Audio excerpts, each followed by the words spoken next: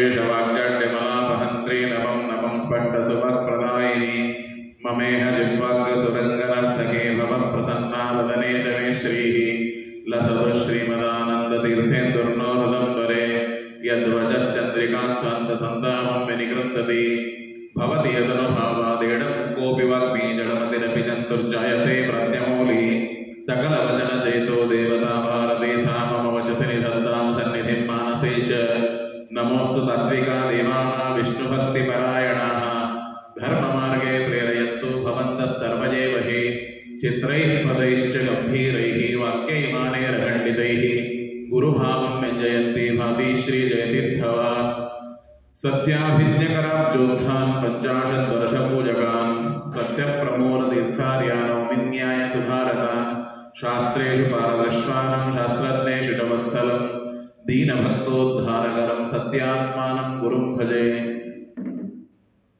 नौमिन्याय सुधारिकृज्जय मुनिं श्रीपादरट्सन्मणिं व्यासार्यान् विविधागमाब्धिविहरान् श्रीवादिराजानपि वन्दे हंसवरान् रघुत्तमगुरुन् वैदग्ध्यवरानिधिं श्रीसत्यव्रत राघवेन्द्र मुनिपान् सद्गुरुसध्यानपान् विद्यापीठविधातारं विद्यावारिधिचन्दिरं विद्यार्थिवत्सलं वन्दे महामहिमसद्गुरुं ब्रह्मरुद्रादिवन्द्यं त्वां भजे वेङ्कटनायकं निवारयस्वानिष्टानि साधयिष्टानि माधव स्वस्तिरस्तु अशेषसन्मङ्गलानि सन्तु श्लोकैकश्रवणपठनमात्रेण कथावक्तुश्च श्रोतॄणां निखिलकलिकृतकल्मषावनोदनपटुतरे धर्माद्यखिलपुरुषार्थसाधने भूते श्रीमद्भविष्योत्तरपुराणे वेङ्कटगिरिमाहात्म्ये अद्य कथा प्रारम्भे सति यत्किञ्चित् पूर्वोक्तकथानुवादः हरिः ओं हरिः ओं हरिः ओं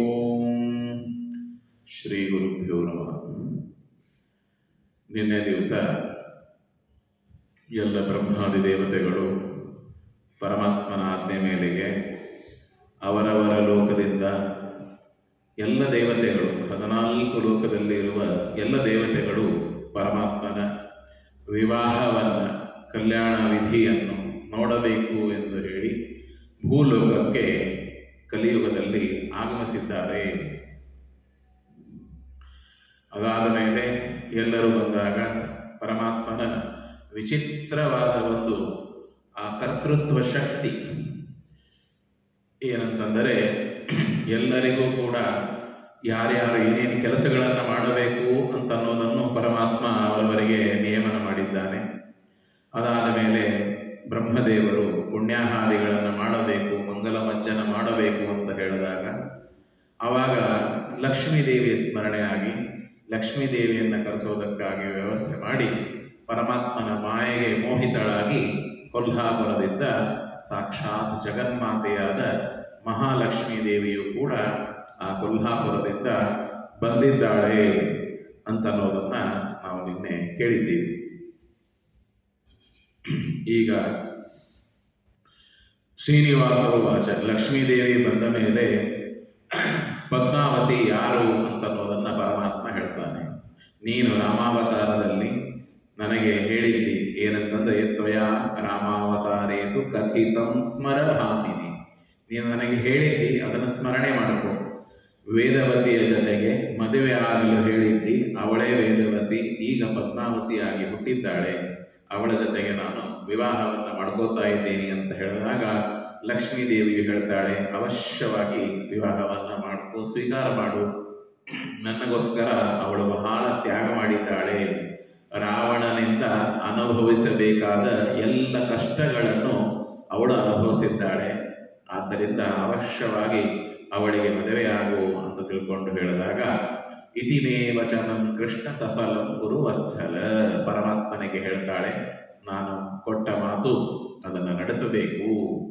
ಪರಮಾತ್ಮ ಈ ತರಹ ಪರಸ್ಪರವಾಗಿ ಲಕ್ಷ್ಮೀದೇವಿ ಹಾಗೂ ಶ್ರೀನಿವಾಸ ನೋಡಿಕೊಂಡು ವೀಕ್ಷಣೆ ಮಾಡಿಕೊಂಡು ಆನಂದ ಬಾಷ್ಪಗಳಿಂದ ಸಮೃದ್ಧರಾಗಿ ಆ ಪರಸ್ಪರ ಆಲಿಂಗನವನ್ನು ಮಾಡಿಕೊಂಡಿದ್ದಾರೆ. इति श्रीमद्भविष्योत्तरपुराणे वेङ्कटाचलमाहात्म्ये श्रीनिवासस्य लक्ष्मी समागमयोगो नाम 11ोऽध्यायः. जनक उवाच.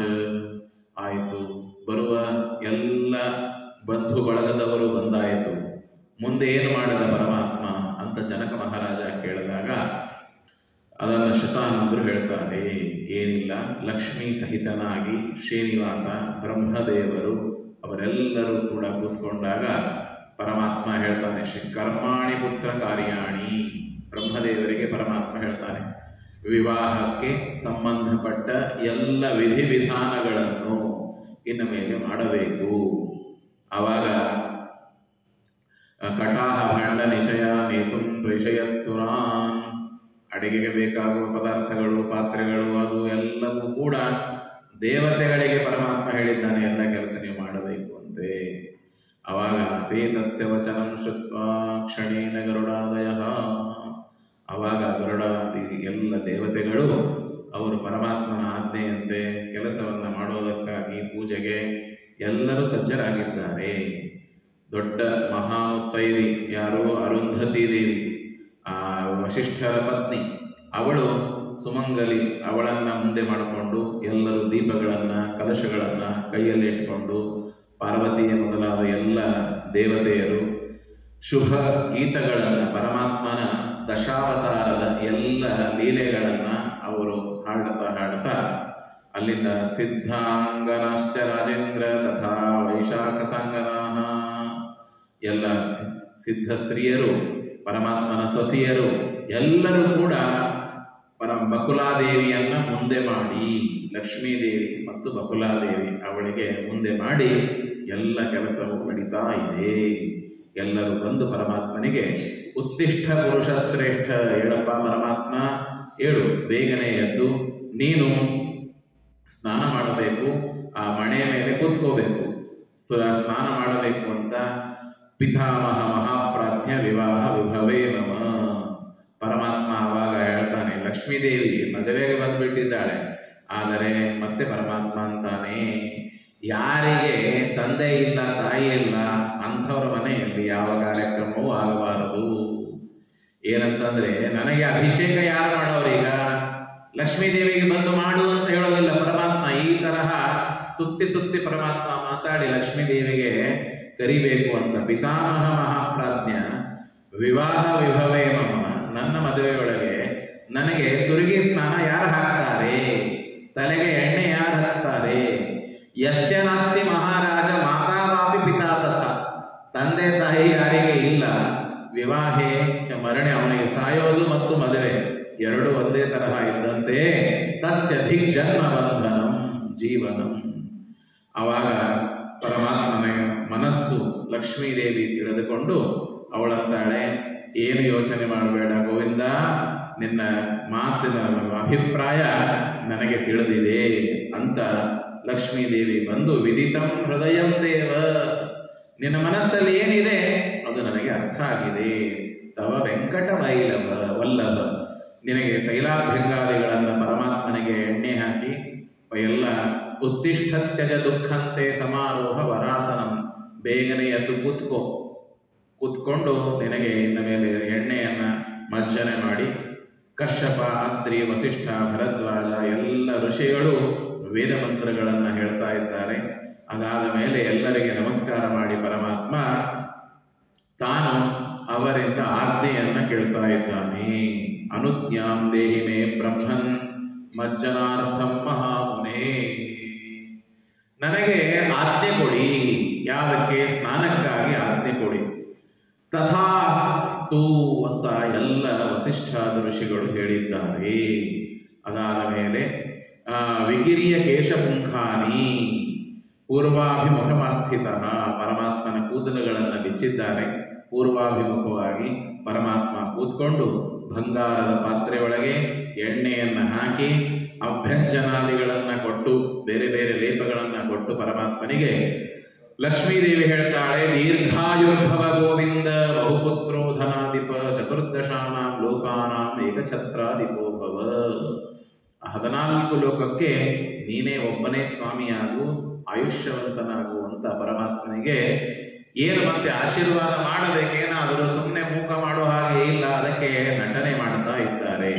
ಪರಮಾತ್ಮನಿಗೆ ಆಶೀರ್ವಾದ ಮಾಡೋದು ಅಧಿಕಾರ ಯಾರಿಗೂ ಕೂಡ ಇಲ್ಲ, ಆದರೆ ವಿಧಿ ನಡೆದಾಗಬೇಕು. ಆದ್ದರಿಂದ ಏವ ಮುಕ್ತವಾದ ದೇವಿ, ಪರಮಾತ್ಮನಿಗೆ ಅಭಿಷೇಕವನ್ನು ಮಾಡ್ತಾ ಇದ್ದಾರೆ. ಈ ಕಡೆಗೆ ಎಲ್ಲ ಋಷಿ ಮುನಿಗಳು ಪುರುಷ ಸೂಕ್ತವನ್ನು ಹೇಳಿ ಅಭಿಷೇಕದ ಸಮಯದಲ್ಲಿ ಮಂತ್ರವನ್ನ ತಾವು ಪಾರಾಯಣ ಮಾಡ್ತಾ ಇದ್ದಾರೆ. ಆಮೇಲೆ ಅಲ್ಲೇ ಅವನಿಗೆ ಕದಲಾರತಿಯನ್ನು ಮಾಡಿ ಪರಮಾತ್ಮನಿಗೆ ಗಾಯಂತ್ಯ ಶುಭ ಗೀತಾನಿ, ಆ ಸುರಗೆಯ ಸ್ನಾನ ಹೊತ್ತಿನಲ್ಲೇನೆ ಕುಂಕುಮೈಹಿ ಸಲಿಲೈಸ್ತತಃ ಆ ನೀರ ಕದಲಾರತಿ ಅಂತ ಹೇಳ್ತೀವಲ್ಲ, ಅದರಿಂದ ಆರತಿಯನ್ನು ಮಾಡಿದ್ದಾರೆ. ಅವಾಗ ನೋಡಿ, ಒಬ್ಬೊಬ್ಬರು ಪರಮಾತ್ಮನಿಗೆ, ಬ್ರಹ್ಮದೇವರ ಪತ್ನಿಯಾದ ಸಾವಿತ್ರಿ ಪರಮಾತ್ಮನಿಗೆ ವಸ್ತ್ರವನ್ನು ಕೊಟ್ಟಿದ್ದಾಳೆ ಮೈ ಒರೆಸ್ಕೊಳ್ಳೋದಕ್ಕಾಗಿ. ಅದು ತಾವು ಯಾರೂ ಒರೆಸಲಿಲ್ಲ, ಲಕ್ಷ್ಮೀದೇವಿಯ ಕೈಯಲ್ಲಿ ಕೊಡ್ತಾ ಇದ್ದಾರೆ. ಎಲ್ಲ ಲಕ್ಷ್ಮೀದೇವಿ ಪರಮಾತ್ಮನಿಗೆ ಒರೆಸ್ತಾ ಇದ್ದಾಳೆ. ಅದಕ್ಕೆ ನಾವೇನೇ ಮಾಡಿದ್ರೂ ಕೂಡ ಶಂಖದ ಮೂಲಕವಾಗಿ ಮಾಡೋದು. ಯಾಕೆ? ಶಂಖದಲ್ಲಿ ಲಕ್ಷ್ಮೀದೇವಿಯ ಸನ್ನಿಧಾನ ಇದೆ. ಆ ಸನ್ನಿಧಾನ ಇದ್ದಿದ್ದಕ್ಕಾಗಿ ನಾವು ಎಲ್ಲವನ್ನು ಕೂಡ ಆ ಲಕ್ಷ್ಮೀದೇವಿಯ ಮೂಲಕವಾಗಿ ಮಾಡಿಸ್ತಾ ಇದ್ದಾರೆ. ಅದಾದ ಮೇಲೆ ಬಬಂಧ ಕಮಲಾದೇವಿ ಮೂರ್ಧಜಾನ್ ಮಧುಗಾಲಿನಃ, ಆ ಪರಮಾತ್ಮನ ಕೂದಲುಗಳನ್ನ ಲಕ್ಷ್ಮೀದೇವಿ ಕಟ್ಟಿದ್ದಾಳೆ. ಸಾವಿತ್ರಿ ದೇವಿ ಪರಮಾತ್ಮನಿಗೆ ಕನ್ನಡಿಕೆಯನ್ನು ತೋರಿಸ್ತಾ ಇದ್ದಾಳೆ. ಅದಾದ್ಮೇಲೆ ರತಿ ಮತ್ತು ಶಚಿ ಅವರಿಬ್ಬರೂ ಕೂಡ ಪರಮಾತ್ಮನಿಗೆ ಚಾಮರವನ್ನು ಹಾಕ್ತಾ ಇದ್ದಾರೆ. ಅದಾದ ಮೇಲೆ ಛತ್ರ, ಭಾರತೀ ದೇವಿ ಛತ್ರ ಹಿಡಿದಿದ್ದಾಳೆ. ಗಂಗಾದೇವಿ ಪರಮಾತ್ಮನಿಗೆ ಪಾದುಕೆಯನ್ನು ಕೊಟ್ಟಿದ್ದಾಳೆ. ಯಾಕೆ? ಪರಮಾತ್ಮ ಹುಟ್ಟಿದ್ದು ಎಲ್ಲಿಂದ? ಗಂಗಾದೇವಿ ಹುಟ್ಟಿದ್ದು ಎಲ್ಲಿಂದ? ಪರಮಾತ್ಮನ ಪಾದದಿಂದ. ಅದು ನನ್ನ ಜನಕ ಸ್ಥಾನ, ನನ್ನ ತಂದೆಯರು. ಅದಕ್ಕೆ ಗಂಗಾದೇವಿ ಪರಮಾತ್ಮನಿಗೆ ಪಾದುಕೆಯನ್ನು ಕೊಡ್ತಾಳೆ. ಆಮೇಲೆ ನೋಡಿ, ಪಾದುಕೆ ಪ್ರದದೋ ಭದ್ರ, ಈ ವಿಷಯ ಐತರೇಯ ಉಪನಿಷತ್ತಿನಲ್ಲಿ ಶ್ರೀಮದಾಚಾರ್ಯ ಹೇಳ್ತಾರೆ. ಏನಂತಂದ್ರೆ, ಈಗ ಅಗ್ನಿ, ನೀವು ಒಲೆ ಮೇಲೆ ಅಕ್ಕಿ ತೆಗೆದುಕೊಂಡು ಪಾತ್ರೆ ಒಳಗಿಡ್ತೀರಿ. ಆ ಅಗ್ನಿ ಏನ್ ಮಾಡುತ್ತೆ? ಅನ್ನ ಬೇಯಿಸುತ್ತೆ ಅಲ್ವಾ? ಆ ಅನ್ನ ಬೇಯಿಸೋದು ಯಾರ ಸಲುವಾಗಿ? ನಾವೇನ್ ತಿಳ್ಕೊಳ್ಳೋದು ನಮ್ಮ ಸಲುವಾಗಿ ಅಂತ. ಆ ಅಗ್ನಿದೇವರು ನಮ್ಮ ಸಲುವಾಗಿ ಅನ್ನ ಬೇಯಿಸೋದಿಲ್ಲ. ಅದು ನನಗೆ ಜನಕ, ನನಗೆ ಹುಟ್ಟಿಸಿದವನು ಯಾರು? ಪರಮಾತ್ಮ. ಮುಖಾತ್ ಇಂದ್ರಶ್ಚ ಅಗ್ನಿಶ್ಚ, ಹೌದಿಲ್ರಿ? ನನ್ನ ತಂದೆಯಾದ ನಮ್ಮಪ್ಪ ಪರಮಾತ್ಮ, ಅವನಿಗೆ ನೈವೇದ್ಯ ಮಾಡೋದಕ್ಕಾಗಿ ಪರಮಾತ್ಮನೇ ಅಗ್ನಿ ಆ ಅನ್ನವನ್ನ ಬೇಯಿಸ್ತಾನೆ. ನಾವು ತಿಳ್ಕೊಳ್ಳೋದೇನು ನಮ್ಮ ಸಲುವಾಗಿ ಬೇಯಿಸ್ತಾನೆ ಅಂತ. ನಮ್ಮ ಸಲುವಾಗಿ ಅಲ್ಲ. ಅದು ಶ್ರೀಮದಾಚಾರ್ಯ ಹೇಳ್ತಾರೆ ಇದನ್ನ ಸರ್ವಮೂಲದಲ್ಲಿ, ಐತರೇಯ ಭಾಷೆಯಲ್ಲಿ. ಅಗ್ನಿದೇವರು ಬೇಯಿಸೋದು ಯಾರ ಸಲುವಾಗಿ? ಇದರ ಸಲುವಾಗಿ. ಆ ಅಗ್ನಿ ಕಟ್ಟಿಗೆ, ಹಳೆ ಕಾಲಕ್ಕೆ ಕಟ್ಟಿಗೆ ಒಲೆಯೊಳಗೆ ಆ ಒಂಥರ ಧ್ವನಿ ಬರೋದು ನೋಡಿ, ಹುರ್ರ್ ಅಂತ ಏನೋ ಒಂಥರ ಧ್ವನಿ ಬರ್ತಾ ಇರ್ತದೆ. ಆ ಧ್ವನಿಗೆ ಶ್ರೀಮದಾಚಾರ್ಯ ಅರ್ಥ ಬರೀತಾರೆ. ಏನಂತಂದ್ರೆ, ಅಗ್ನಿ ಹೇಳ್ತಾ ಇರತ್ತಂತೆ, ಆಹಾರ ಆಹಾರ ತೆಗೆದುಕೊಂಡು ಬಾ, ಇನ್ನು ಎಷ್ಟು ಜಲ್ದಿ ತೆಗೆದುಕೊಂಡು ಬಾ, ನಾ ಎಲ್ಲ ಬೇಯಿಸ್ತೇನೆ ಅಂತಂದ್ರೆ. ಅದಕ್ಕೆ ನೋಡಿ, ನಾವು ನಮಗೆ ಎಷ್ಟು ಪದಾರ್ಥಗಳು ಬೇಕು ಅಷ್ಟೇ ನಾವು ಬೇಯಿಸ್ಕೋತೀವಿ. ಅಗ್ನಿಗೆ ಕಷ್ಟ ಆಗತ್ತೆ ಯಾವತ್ತಾದ್ರೂ ಬೇಯಿಸ್ಲಿಕ್ಕೆ? ನೀವು ಎಷ್ಟು ಹಾಕಿದ್ರೂ ಅದು ಬೇಯಿಸುತ್ತೆ ಅಗ್ನಿ. ನಮಗೆ ಎಷ್ಟು ಬೇಕು ನಾವು ಅಷ್ಟೇ ಬೇಯಿಸ್ಕೋತೀವಿ.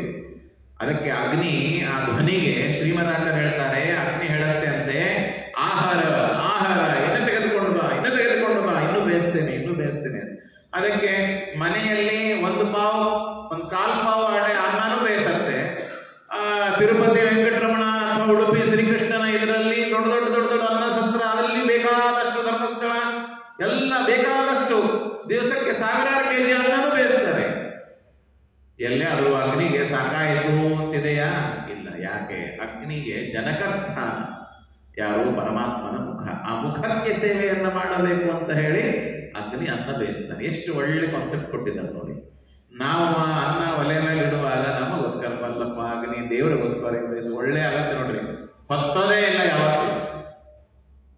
ನಾವೆಲ್ಲ ಪೂಜೆ ಕೂತ್ಕೊಂಡಾಗ ಅನ್ನ ಇಡ್ತೇವೆ ಒಲೆ ಮೇಲೆ, ಕೈ ಸಹಿತ ಆರಿಸೋದಿಲ್ಲ. ದಿವಸ ನೋಡಿ ಆಚಾರ ಪೂಜೆ ಅನ್ನ ಇಡ್ತಾರೆ, ತಮ್ಮ ಕೆಲಸ ತಾವು ಮಾಡ್ತಾ ಇರ್ತಾರೆ. ಮನೆಯಲ್ಲಿ 20 ಬಾರಿ ಕೈ ಆಡಿಸ್ತಾ ಇರ್ತಾರೆ ಅನ್ನೋದಲ್ಲಿ, ಆದ್ರೂ ಅನ್ನ ಹೊತ್ತುತ್ತೆ. ಯಾಕೆ? ಅದು ಒಳ್ಳೆ ಪರಿಮಳ ಬರುತ್ತೆ, ಅದರಲ್ಲಿ ಒಂದು ರುಚಿ ಬರುತ್ತೆ. ದೇವರ ನೈವೇದ್ಯ ಆ ಭಾವನೆಯಿಂದ ನಾವು ಮಾಡಿದಾಗ ಆ ಅನ್ನದಲ್ಲಿ ಒಂದು ಶಕ್ತಿ ಬರುತ್ತೆ. ಹಾಗೇನೆ ಇದು ಅಗ್ನಿದಾಯಿತು. ಇನ್ನು ಪೃಥ್ವಿ, ಬೀಜಗಳು ನಾವು ಬಿತ್ತುತ್ತೇವೆ. ಬಿತ್ತಿದ ಬೀಜಗಳು ಪೃಥ್ವಿ ನುಂಗು ಹೋಗ್ಬೇಕಲ್ಲ. ಪೃಥ್ವಿ ನುಂಗೋದಿಲ್ಲ. ಅದು ನನ್ನ ದೇವರ ಅಲ್ಲೇ ಪುರುಷ ಸೂಕ್ತದೊಳಗೆ ಬರ್ತದೆ ನೋಡ್ರಿ. ಪೃಥ್ವಿ ಪರಮಾತ್ಮನ ಹೊಟ್ಟೆಗೆ ನೈವೇದ್ಯವನ್ನು ಕೊಡಬೇಕು ಅನ್ನೋದಕ್ಕಾಗಿ ಸಸ್ಯಗಳನ್ನ ಮೇಲ್ ಬೆಳೆಸ್ತಾಳೆ. ಹಾಕಿದ ಸಸ್ಯಗಳು ನುಂಗೋದಿಲ್ಲ, ಅದು ಪೃಥ್ವಿ ಮೇಲ್ ಕಳಿಸ್ತಾಳೆ. ಹಾಗಾಗಿ ಪರಮಾತ್ಮನ ಸೃಷ್ಟಿಯಲ್ಲಿ ಯಾರ್ಯಾರಿಗೆ ಪರಮಾತ್ಮ ಯಾವ ಯಾವ ಕೆಲಸಕ್ಕೆ ಸೃಷ್ಟಿ ಮಾಡಿದ್ದಾನೆ ಅವರೆಲ್ಲರೂ ಮಾಡ್ತಾರೆ, ಒಬ್ಬರೇ ಮಾಡೋದಿಲ್ಲ. ಅದು ಮನುಷ್ಯರು. ಮನುಷ್ಯರಿಗೆ ದೇವರು ಸೃಷ್ಟಿ ಮಾಡಿದ್ದಾನೆ. ದೇವರು ಕೈ ಕೊಟ್ಟಿದ್ದಾನೆ, ಕಾಲು ಕೊಟ್ಟಿದ್ದಾನೆ, ಕಣ್ಣು ಕೊಟ್ಟಿದ್ದಾನೆ, ಮೂಗು ಕೊಟ್ಟಿದ್ದಾನೆ, ಬಾಯಿ, ಎಲ್ಲ ಇಂದ್ರಿಯಗಳನ್ನು ಕೊಟ್ಟಿದ್ದಾನೆ. ಆದರೆ ಮನುಷ್ಯ ಒಬ್ಬನೇ ಪರಮಾತ್ಮನಿಗೆ ವಂಚನೆ ಮಾಡೋದು. ಇನ್ನು ಎಲ್ಲರೂ ಕೂಡ ಪರಮಾತ್ಮನ ಜೊತೆಗೆ ನ್ಯಾಯವನ್ನು ಮಾಡ್ತಾರೆ. ಆಯಾ ದೇವತೆಗಳು, ಸೂರ್ಯ ಯಾವತ್ತಾದ್ರೂ ಬೆಳಗ್ಗೆ ಸೂರ್ಯೋದಯ ಆಗಲ್ವಾ? ಪ್ರತಿನಿತ್ಯ ಆಗುತ್ತೆ. ಚಂದ್ರ ಬರೋದಾಗಲಿ, ಗಾಳಿ ಬೀಸೋದಾಗಲಿ, ಅಗ್ನಿ ಆಗಲಿ, ಮಳೆ ಆಗಲಿ, ಯಾವುದು ನಿಂತ್ಕೊಳ್ಳಂತ ಹೇಳಿ ಎಲ್ಲರೂ ಪರಮಾತ್ಮನ ಸೇವೆ ನಿಯತ್ತಿನಿಂದ ಮಾಡ್ತಾರೆ. ನಿಯತ್ತು ಇಲ್ಲದೆ ಇರೋವನಂದ್ರೆ ಮನುಷ್ಯನ ಜಾತಿ ಒಂದೇ. ಅವನು ಏನಿಲ್ಲ. ಯಾಕೆ ಅಂದ್ರೆ ಪರಮಾತ್ಮ ಅವನಿಗೆ ಒಂಚೂರು ಬುದ್ಧಿ ಇಟ್ಬಿಟ್ಟು ನೋಡಿ ಒಳಗೆ, ಆ ಕೆಲಸ ಕೆಟ್ಟ ಮಾಡ್ದ ಪರಮಾತ್ಮ. ಪ್ರಾಣಿಗಳು ನೋಡಿ ಏನ್ ಮಾಡ್ತಾರೆ ಅಂತಂದ್ರೆ, ಪ್ರತಿನಿತ್ಯ ನೀವು ಅವರಿಗೆ ಬೆಳಗ್ಗೆ ಬಿಟ್ರೆ ಸಾಕು, ಮೇಯಕ್ಕೆ ಹೋಗುತ್ತೆ. ಸಾಯಂಕಾಲ ಯಾರಿಗೆ ಅಲಾರ್ಮ್ ಹಾಕಿ ಕಳಿಸ್ತಾವ ಪ್ರಾಣಿಗಳಿಗೆ ಮನೆಗೆ ಹೋಗಂತ, ತಮ್ಮ ಪಾಡಿಗೆ ತಾವು ಬಂದು ಆ ಹೊತ್ತಿಗೆ ಕೊಠಡಿಯಲ್ಲಿ ನಿಂತ್ಕೊಂಡು ಹಾಲು ಕರಿಬೇಕು ಅಂತ ಜೋರ್ ಜೋರಾಗಿ ಅಮ್ಮ ಅಮ್ಮ ಅಂತ ಒದರ್ತಾ ಇರುತ್ತೆ ಪ್ರಾಣಿಗಳು. ನಿಯತ್ತು ಇಲ್ಲದೆ ಇರೋನು ಮನುಷ್ಯ ಒಬ್ಬನೇ. ಇನ್ನು ಎಲ್ಲರಿಗೂ ದೇವರು ನಿಯತ್ತು ಕೊಟ್ಟಿದ್ದಾನೆ. ಇದು ಇತರೆ ಉಪನಿಷತ್ತಲ್ಲಿ ತುಂಬಾ ಮತ್ತೊಂದು ಬೇರೆ ಪ್ರಸಂಗದಲ್ಲಿ ಯಾವಾಗಾದ್ರೂ ತಿಳಿಯೋಣ. ಗಂಗಾದೇವಿ ಆ ಬ್ರಹ್ಮದ ಭಗವಂತನಿಗೆ ತಾನು ಪಾದುಕೆಯನ್ನ ಕೊಟ್ಟಿದ್ದಾಳೆ. ಅದಾದ ಮೇಲೆ ಪಾದುಕೆಯನ್ನ ಪರಮಾತ್ಮ ಕಾಲಲ್ಲಿ ಹಾಕೊಂಡು, ಅದಾದ ಮೇಲೆ ನೋಡಿ ಮುಂದೆ ಬ್ರಹ್ಮಾದಯ ಸುರಶ್ರೇಷ್ಠ ಇಂದ್ರಾದ್ಯ ಲೋಕಪಾಲಕ ಕಶ್ಯಪಾದಿ ಪುನಶ್ರೇಷ್ಠ ವಸಿಷ್ಠಾರಥ ಬೋಧನಾ. ಪರಮಾತ್ಮ ಸ್ನಾನ ಮಾಡಿ ಬಂದು ಎಲ್ಲರಿಗೂ ಕೂಡ ತಾನು ಅಲ್ಲಿಂದ ನಮಸ್ಕಾರ ಮಾಡಿದ್ದಾನೆ. ಸ್ವಾಮಿ ಪುಷ್ಕರಣಿ ತೀರೆ ದಕ್ಷಿಣೆ ಪಕ್ಷಿ ವಾಹನ ಅಷ್ಟಮಿಂದು ಕಲಾಕಾರೇ ಲಲಾಟೆ ದರ್ಪಣ ಸ್ಫುಟೆ. ಪರಮಾತ್ಮ ಊರ್ಧ್ವ ಪುಂಡ್ರವನ್ನ ಹಾಕೊಂಡಿದ್ದಾನೆ. ಆ ಊರ್ಧ್ವ ಪುಂಡ್ರವನ್ನ ಹಾಕೊಂಡು ತಿಲಕ ಹಾಕಿಕೊಂಡು ಲೇಪನಂ ಗುರು ಕಲ್ಯಾಣಿ ಲಲಾಟೆ ಕುಂಕುಮೇನ ತೂ ಏವ ಮುಕ್ತ. ಅವಾಗ ಲಕ್ಷ್ಮೀದೇವಿ ಪರಮಾತ್ಮನಿಗೆ ಎಲ್ಲ ಅಲಂಕಾರವನ್ನ ಮಾಡಿ ಆಭೂಷಣಗಳನ್ನೆಲ್ಲ ಕೊಟ್ಟಿದ್ದಾರೆ. ಎಲ್ಲ ಆದ ಮೇಲೆ ಕಶ್ಯಪಾದಿ ಋಷಿಗಳು ಎಲ್ಲರೂ ಕೂತ್ಕೊಂಡಾಗ ಭಗವಂತ ಲೋಕ ವಿಡಂಬನಕ್ಕಾಗಿ ಅವರಿಗೆ ನಮಸ್ಕಾರ ಮಾಡಿ ಸಂಧ್ಯಾವಂದನವನ್ನು ಮಾಡಿದ್ದಾನೆ. ನಾವು ಉಪನಯನದ ದಿವಸವೇ ಸಂಧ್ಯಾವಂದನ ಸಾಯಂಕಾಲ ಬಿಟ್ಬಿಡ್ತೀವಿ, ಯಾಕೆ ಸಾಕಾಗ್ಬಿಟ್ಟಿದ್ದು. ಅವತ್ತಿಂದ ಏನ್ ಬಿಡ್ತಾರ ನೋಡ್ರಿ, ಓದೋದ್ ಮಗನಿಗೆ ಗಾಯತ್ರಿ ಉಪದೇಶ ಮಾಡಬೇಕಾದ್ರೆ ಆಚಾರ ಕೂತ್ಕೊಂಡು ಗಾಯತ್ರಿ ಹೇಳ್ಬೇಕು. ನಮ್ ಜೋಡಿ ಬಹಳ ಸಲ ನಡೆದಿದೆ ಈ ಸಮಾಚಾರ. ಅಪ್ಪ ಮುಂಜಿ ಮಾಡ್ಲಿಕ್ಕೆ ಕೂತಿರ್ತಾನ, ಮಗ ಗಾಯತ್ರಿ ಉಪದೇಶ ಮಾಡ್ಬೇಕು. ಆಚಾರ ಏನ್ ಹೇಳ್ಬೇಕು ಇವಾಗ ಹೇಳ್ಬೇಕು ಅಂದ್ರೆ ನಾವು ಅಪ್ಪಗೆ ಹೇಳ್ಬೇಕು, ಅಪ್ಪ ಮಗುಗೆ ಹೇಳ್ಬೇಕು ರೀ. ಇಂಥ ಸಮಾಚಾರಗಳು, ಎಂಥ ಘೋರ ಇದು ಕಾಲ. ಬ್ರಾಹ್ಮಣರಾಗಿದ್ದೇವೆ, ಗಾಯತ್ರಿ ಮಂತ್ರದ ಉಪದೇಶ ನಮಗೆ ಬರೋದಿಲ್ಲ. ಯಾರ್ಯಾರೋ ಬೇರೆ ಬೇರೆಯವರೆಲ್ಲ ಗಾಯತ್ರಿ ಮಂತ್ರವನ್ನ ಕಲಿತಾ ಇದ್ದಾರೆ ಇವತ್ತು. ಅವರು ಕಲಿತರೆ ನಮಗೆ ಅದರಿಂದ ಸಮಸ್ಯೆ. ನಾವು ಮಾಡೋದಿಲ್ಲ, ಇನ್ನೊಬ್ರು ಮಾಡಿದಾಗ ನಮಗೆ ಸಮಸ್ಯೆ. ಹೌದು, ಮತ್ತೇನ್ ಮಾಡೋದು? ಫಲ ಬೆಳೆದು ನಿಂತಾಗ ಯಾರು ರೈತ ಅವನದನ್ನು ಬೆಳಿ ತೆಗಿಲಿಲ್ಲ ಅಂದ್ರೆ ಏನ್ ಮಾಡ್ತಾರೆ? ದಾರಿ ಹೋಗೋರು ಬರೋರ್ ಮೇಲೆ ಚಾಲು ಮಾಡ್ತಾರೆ. ನಮ್ಮ ಮಂತ್ರಗಳಲ್ಲಿ ಅಷ್ಟೊಂದು ಸಾಮರ್ಥ್ಯ ಇದೆ. ನಮಗೆ ಅದು ಊರ್ಜಾ ಕೊಡ್ಬೋದು, ಸ್ಫೂರ್ತಿ ಕೊಡ್ಬೋದು, ನಮಗೆ ಆ ಶಕ್ತಿಯನ್ನ ಕೊಡ್ತಕ್ಕಂತಹ ಇದು. ಮಕ್ಕಳಿಗೆ ಸಕಾಲದಲ್ಲಿ ಉಪನಯನ ಮಾಡೋದಿಲ್ಲ, ಮಾಡಿದರೆ ಅವರಿಗೆ ಗಾಯತ್ರಿ ಮಂತ್ರ ಸಂಧ್ಯಾವಂದನ ಹೇಳ್ಕೊಡೋದಿಲ್ಲ. ಮಗು ಆ 10-15ನೇ ವರ್ಷಕ್ಕೆ ನೋಡ್ರಿ ಓದೋದೇ ಇಲ್ಲ, ಏನ್ ಮಾಡೋದು? ಅರೆ ಓದೋದಿಲ್ಲ ಅಂತಂದ್ರೆ ನಿನಗೆ ಓದು ಬುದ್ಧಿ ಬೆಳೆಯೋದಕ್ಕಾಗಿಯೇ ಅವನಿಗೆ ಜನಿವಾರ ಹಾಕ್ಬೋದು. ಆ ಜನಿವಾರ ಬರೇ ಒಂದು ಧಾರ ಆಗಿ ಅವನ ಕೊರಳಲ್ಲಿ ಇದೆ, ಅದಕ್ಕೆ ಅವನು ಏನು ಸಿದ್ಧಿನೇ ಮಾಡೋದಿಲ್ಲ. ಗಾಯತ್ರಿ ಮಂತ್ರ ಹೇಳದೆ ಇರ್ತಕ್ಕಂಥವರಿಗೆ ಹೇಗೆ ಬುದ್ಧಿ ಬರಬೇಕು? ನಮಗೆ ಎಲ್ಲಿಯೂ ಕೌನ್ಸಿಲಿಂಗು ಅದು ಎಲ್ಲ ಬೇಕಾಗಿಲ್ಲ. ನಮಗೆ ಸ್ವಲ್ಪ ವಿಡಿಯೋ ಆಫ್ ಮಾಡ್ರಿ ಎಲ್ಲರೂ. ಕೌನ್ಸಿಲಿಂಗ್ ಅದು ಬೇಕಾಗಿಲ್ಲ ನಮಗೆ. ಗಾಯತ್ರಿ ಮಂತ್ರ ನಾವು ಜನ್ಮನ ಜಾಯತೆ ಶೂದ್ರ ಸಂಸ್ಕಾರ ದ್ವಿಜ ಉಚ್ಯತೆ. ನಾವು ಹುಟ್ಟುವಾಗ ಎಲ್ಲರೂ ಶೂದ್ರರಾಗಿ ಹುಟ್ಟುತ್ತೀವಿ. ಎಲ್ಲಾ ಮಕ್ಕಳು ಹುಟ್ಟುವಾಗ ಶೂದ್ರಾಗಿ ಹುಟ್ಟುವುದು. ಆದರೆ ನಮಗೆ ಉಪನಯನ ಸಂಸ್ಕಾರದಿಂದ ನಾವು ಸಂಸ್ಕಾರದಿಂದ ಬ್ರಾಹ್ಮಣ ಅಂತ ಕರೆಸ್ಕೋತೀವಿ. ನಮ್ಮಪ್ಪ ಬ್ರಾಹ್ಮಣ ಇದ್ದ, ಅವನ ಮನೆಗೆ ಹುಟ್ಟೀನಿ ಅಂತ ಬ್ರಾಹ್ಮಣ ಅಲ್ರಿ. ಬ್ರಾಹ್ಮಣನ ಮನೆಯೊಳಗೆ ಹುಟ್ಟಿ ಉಪನಯನ ಮಾಡಿಕೊಳ್ಳದೇ ಇದ್ದರೆ, ಸಂಸ್ಕಾರ ಸಂಧ್ಯಾವಂದನಾದಿಗಳ ಮಾಡದೇ ಇದ್ದರೆ ಶೂದ್ರನೇ ಅವನು. ಅದಕ್ಕೆ ಹೇಳ್ತಾರೆ ನೋಡ್ರಿ, ಏನಂತೆ, ಪರಮಾತ್ಮ ತಾನು ಅಷ್ಟವರ್ಗಂ ದದಶ್ಚಕ್ರೆ ಸೃಷ್ಟಿಕರ್ತ ಪಿತಾಮಹ ತಥೋ. ಅದಾದ ಮೇಲೆ ಮತ್ತೆ ಮುಂದೆ ಪುಣ್ಯಾಹಾದಿಗಳನ್ನೆಲ್ಲ ಮಾಡಿದ್ದಾರೆ.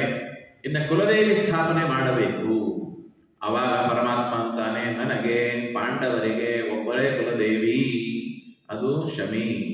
ಅದು ಎಲ್ಲಿದೆ ಅಂತ ಪ್ರಶ್ನೆ ಬಂತು. ಆವಾಗ ಎಲ್ಲ ಈ ಭೂಗೋಳ ಖಗೋಳ ಎಲ್ಲ ಜ್ಞಾನ ಇದ್ದವರು ಒಬ್ಬರೇ ನಾರದರು ಬಂದು ಹೇಳ್ತಾರೆ, ಇಲ್ಲೇ ಪಕ್ಕದಲ್ಲಿ ಒಂದು ಶಮಿ ವೃಕ್ಷ ಇದೆ, ಕುಮಾರ ತೀರ್ಥದ ಉತ್ತರ ದಿಕ್ಕು ಭಾಗದಲ್ಲಿ, ಅಲ್ಲಿ ಶಮಿ ವೃಕ್ಷ ಇದೆ. ನಾರದರಿಗೆ ನಾವು ಸುಮ್ಮನೆ ಬರೇ ಒಂದು ತಂಬೂರಿ ಹಾಕೊಂಡು ಆ ಪಾಪ ಸಿನಿಮಾಗಳು ತೋರಿಸಿದ್ದು ಅದನ್ನೇ ನಾರಾಯಣ ಅಂತ ಓಡಾಡ್ತಾರೆ. ಇವರಿಗೆ ಫುಲ್ ಟೈಮ್ ಖಾಲಿ ಇದ್ದಾರೆ, ಆ ಥರ ಎಲ್ಲ ತಿಳ್ಕೊಳ್ಳೋದು ಬೇಡ. ಛಾಂದೋಗ್ಯೋಪನಿಷತ್ತಿನಲ್ಲಿ ನಾರದರ ಬಗ್ಗೆ ಬರೀತಾರೆ. ನಾರದರಿಗೆ ಎಷ್ಟೆಲ್ಲ ವಿದ್ಯೆಗಳು ಗೊತ್ತಿತ್ತಂದ್ರೆ, ಅವ್ರು ಹೇಳ್ತಾರೆ, ಭೂಗತ ಮಧ್ಯೇಮಿ, ಖೇಗತ ಮಧ್ಯೇಮಿ, ಜಲಗತ ಮಧ್ಯೇಮಿ, ಸ್ಥಳಗತ ಮಧ್ಯೇಮಿ, ನನಗೆ ನಕ್ಷತ್ರಗಳ ಜ್ಞಾನ ಇದೆ, ಭೂಮಿ ಒಳಗೆ ಏನು ಗೊತ್ತಿದೆ, ನನಗೆ ಎಲ್ಲ ಜ್ಞಾನ ಇದೆ ಅಂತ ಹೇಳ್ತಾರೆ ನಾರದರು. ಅಷ್ಟು ಓದ್ಕೊಂಡಿದ್ದಾರೆ ನಾರದರು. ಆ ನಾರದರು ಅವ್ರೇನ್ ಮಾಡ್ತಾರೆ ಅಂತಂದ್ರೆ, ಮುಂದೆ ನೋಡ್ರಿ, ಹೇಳ್ತಾರೆ, ಉತ್ತರ ದಿಗ್ಭಾಗ ಅತ್ರೇವ ಉತ್ತರ ದಿಗ್ಭಾಗೆ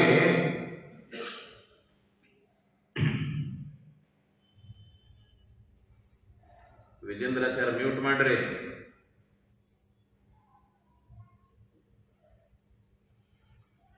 ಅತ್ರೈವ ಉತ್ತರ ದಿಗ್ಭಾಗೆ ತೀರ್ಥೆ ಕೌಮಾರ ಸಂಜ್ಞಕೆ, ಕುಮಾರ ತೀರ್ಥದ ಹತ್ರ ವೃಕ್ಷರಾಜಶ್ಚ ವರ್ತತೆ, ವೃಕ್ಷರಾಜಶ್ಚ ಒಬ್ಬ ಶಮಿ ವೃಕ್ಷ ಇದೆ, ಅಲ್ಲಿ ಹೋಗಿ ಪ್ರದಕ್ಷಿಣೆಯನ್ನ ಮಾಡಿ, ಅದಾದ್ಮೇಲೆ ನಮಶ್ಚಕ್ರೆ ಶಮಿ ವೃಕ್ಷಂ ಕುಲದೇವಂ, ಆ ಕುಲದೇವತೆಗೆ ನಮಸ್ಕಾರವನ್ನ ಮಾಡಿ, ಶ್ರೀ ಭಗವಾನುವಾಚ, ಅಲ್ಲಿ ಹೋಗಿದ್ದಾರೆ.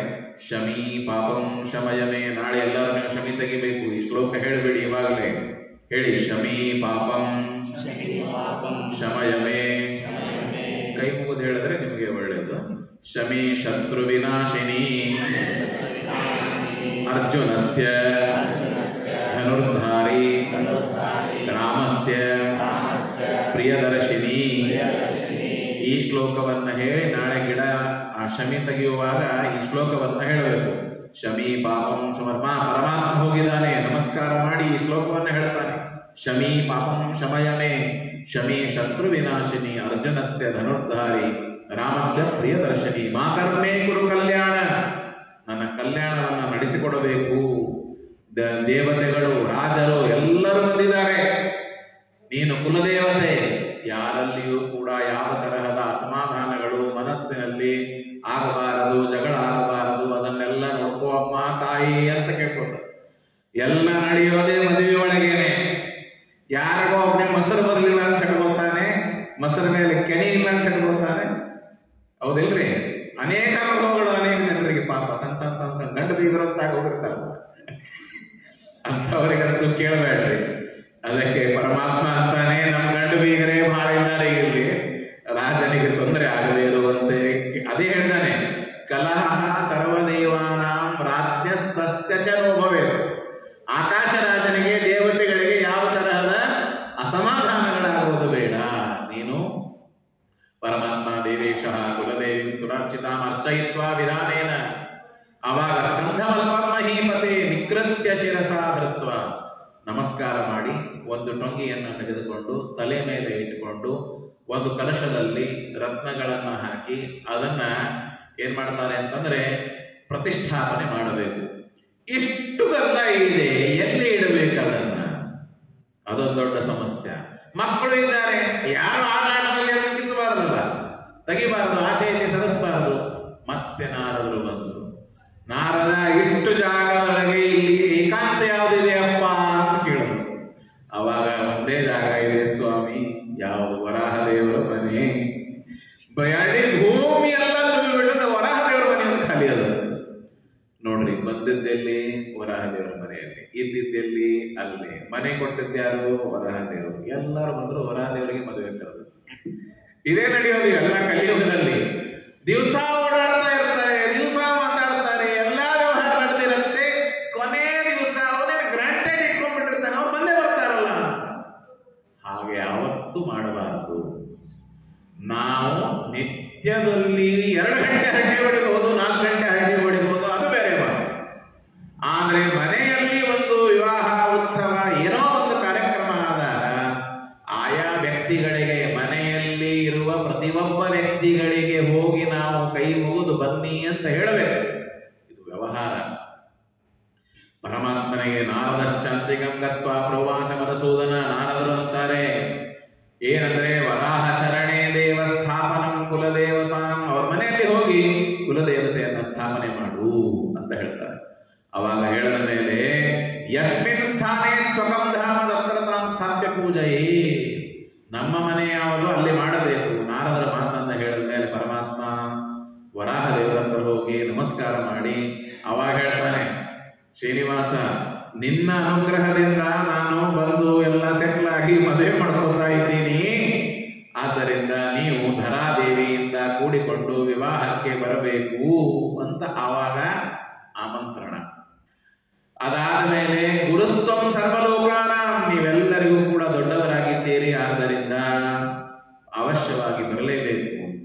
ಇದು ಈ ತರಹದ ಆಮಂತ್ರಣಗಳಿಗೆ ನಮ್ಮ ಕಡೆ ಕಳ್ಳ ಆಮಂತ್ರಣ ಅಂದ್ರೆ ಏನು, ಅವರು ಬರಬೇಕು ಅಂತೂ ಇರೋದಿಲ್ಲ, ಬರಬಾರದು ಅಂತೂ ಇರೋದಿಲ್ಲ, ಅಂಥವರಿಗೆ ಲಾಸ್ಟ್ ಮೂಮೆಂಟ್ ಒಳಗೆ ಆಮಂತ್ರಣ ಕೊಟ್ಬಿಡೋದು. ಏನ್ರಿ ಅಂದ್ರೆ ಈಗ ಬಂದು ಹೇಳ್ಯಾನ ಅಥವಾ ಕಾರ್ಯಕ್ರಮ ಮಾಡೋದು, ಫೋನ್ ಮಾಡಿ ಬರ್ರಿ ಮನೆಗೆ ಅಂತ ಹೇಳೋದು. ಇದೆಲ್ಲ ಯಾವಾಗ ಅಂತಂದ್ರೆ ಮುಂದಿನ ಬರಬಾರದು ಅಂತ ಇರ್ತದೆ. ಅವಾಗ ಆಮೇಲೆ ನೀವು ಈಗ ಫೋನ್ ಮಾಡಿದೆ, ಈಗ ಏನ್ ತಪ್ಪು ತಿಳ್ಕೊಬೇಡ್ರಿ, ಪರ್ಸನಲ್ ಬರ್ಲಿಕ್ಕೆ ಆಗಿಲ್ಲ. ಈಗೆಲ್ಲ ಮೂಲ ಮದುವೆ ಒಳಗೇನೆ ಫೋನ್ ಮೇಲೆ ಈಗ ಆಮಂತ್ರಣಗಳು, ವಾಟ್ಸಪ್ ಒಳಗೆ ಆಮಂತ್ರಣಗಳು, ಮನೆ ಬರೋದು, ಇದು ಕೊಡೋದು, ಉಡುಗೊರೆ, ಅದು ಎಲ್ಲ ಸಮಾಚಾರ ಎಲ್ಲ ಮುಗಿದೋಗಿದೆ. ವರಾಹ ದೇವರಿಗೆ ಅಂತಾನೆ, ವರಾಹ ದೇವರು ಕೂಡ ತುಂಬಾ ವ್ಯವಹಾರಸ್ಥರು, ಏನು ಯೋಚನೆ ಮಾಡಬೇಡ.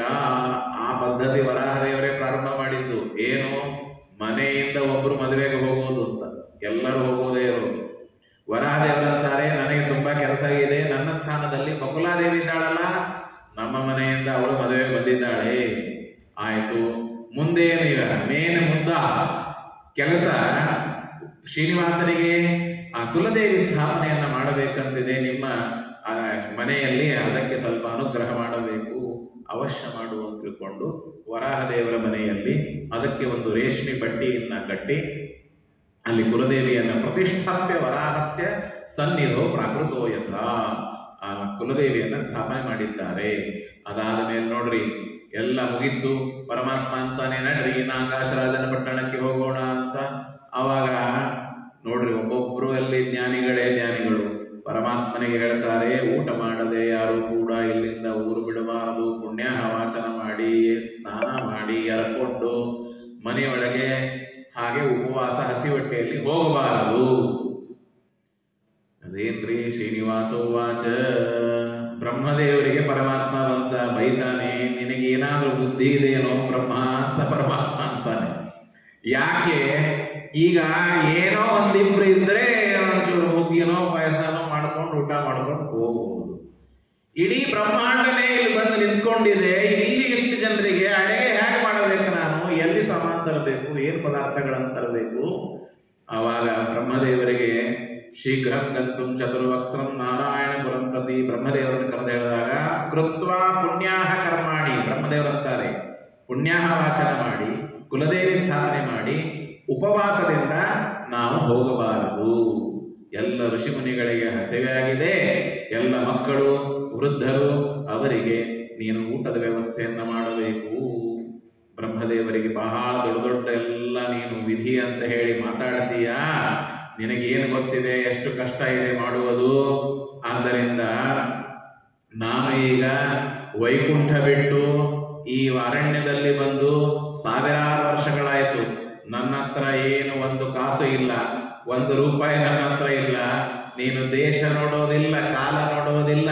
ಕೆಲವೊಬ್ಬರಿಗೆ ಬಹಳ ಶಾಸ್ತ್ರ ಹೇಳುವುದು, ದೊಡ್ಡಸ್ತನ ಹೇಳುವ ಸಂಪ್ರದಾಯ ಅಭ್ಯಾಸ ಹೇಳೋದು, ಅವರಿಗೆ ಪಾಪ ಜನರ ಮಧ್ಯದಲ್ಲೇ ಶಾಸ್ತ್ರ ಹೇಳ್ಬಿಡ್ತಾರೆ.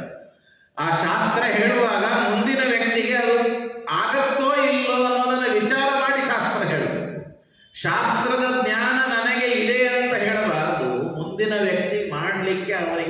ಸಾಮರ್ಥ್ಯ ಇದೆಯೋ ಇಲ್ಲೋ ಅಂತನ್ನೋದನ್ನು ಕೂಡ ವಿಚಾರ ಮಾಡಿ ಶಾಸ್ತ್ರ ಹೇಳಬೇಕು. ಪರಮಾತ್ಮ ಅಂತಾನೆ, ನಿನಗೇನಪ್ಪ ಈ ತರಹ ಶಾಸ್ತ್ರ ಹೇಳ್ತಾ ಇದ್ದಿ? ಅವಾಗ ಅಷ್ಟರಲ್ಲಿ ಮತ್ತೆ ರುದ್ರದೇವರು ಕೂಡ ಹೇಳ್ತಾರೆ, ಇಲ್ಲ, ಮದುವೆ ಕಾರ್ಯದಲ್ಲಿ ಮತ್ತು ಮನೆ ಕಟ್ಟದಾಗ ಯಾರು ಮೊದಲಿನಿಂದ ಕೊನೆಯವರೆಗೆ ಪ್ರಯತ್ನ ಮಾಡ್ತಾರೋ ಅವನಿಗೇನೆ ಉತ್ತಮ ಪುರುಷ ಅಂತ ಹೇಳ್ತಾರೆ ಅಂತ. ಪರಮಾತ್ಮ ಅಂತಾನೆ, ನಾನು ಮಹಾಪುರುಷಪ್ಪ, ನೀನು ಚಿಕ್ಕ ಬಾಲಕ, ನಿನಗೆ ಗೊತ್ತಾಗೋದಿಲ್ಲ. ಈ ತರಹ ಹೇಳಿದಾಗ ಪರಮಾತ್ಮ ರುದ್ರದೇವರಿಗೂ ಕೂಡ ಮತ್ತೆ ಬುದ್ಧಿಯನ್ನು ಹೇಳಿ, ಈ ಎಲ್ಲ ಜನರಿಗೆ ಊಟಕ್ಕೆ ಹಾಕೋದಕ್ಕಾಗಿ ನನ್ನ ಹತ್ರ ಹಣ ಇಲ್ಲ, ಮದುವೆ ಮಾಡ್ಕೊಂಡಿದ್ದ ನೋಡ್ರಿ.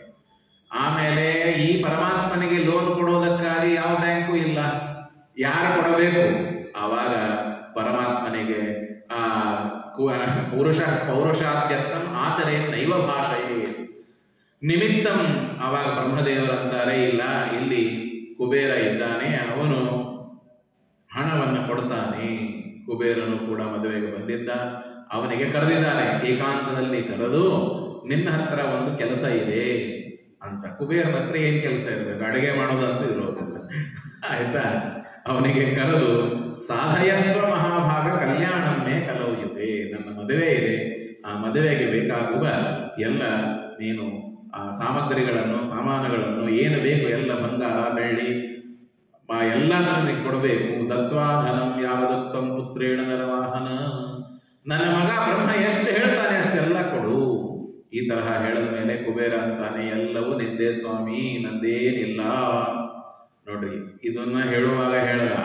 ಆಮೇಲೆ ಎಷ್ಟೋ ಜೀವರಾಶಿಗಳಿದ್ದಾರೆ, ಆ ಜೀವರಾಶಿಗಳಲ್ಲಿ ನಾನೊಬ್ಬನು ನಿನ್ನ ದಾಸ, ಸೇವಕ. ಆದ್ದರಿಂದ ನಿನಗೇನು ಬೇಕು? ತದ್ದಾನಾದಯೋ ಶಕ್ತಿರ್ ಮಮನಾಸ್ತಿ ಸಹಧ್ವಜ, ಅದನ್ನೆಲ್ಲ ಕೊಡೋದ್ರಲ್ಲಿ ನನಗೇನು ಶಕ್ತಿ ಇದೆ? ಈ ತರಹ ಹೇಳಿದ ಮೇಲೆ ಬ್ರಹ್ಮದೇವರಿಗೆ ಕುಬೇರನಿಗೆ ಪರಮಾತ್ಮ ಅಂತಾನೆ, ಒಂದೇ ದಿವಸದಲ್ಲಿ ಬ್ರಹ್ಮದೇವರ ಒಂದು ದಿವಸದಲ್ಲಿ ನಾನು 10 ಅವತಾರ ಮಾಡ್ತೀನಿ ಅಂತ ಹೇಳೋದು.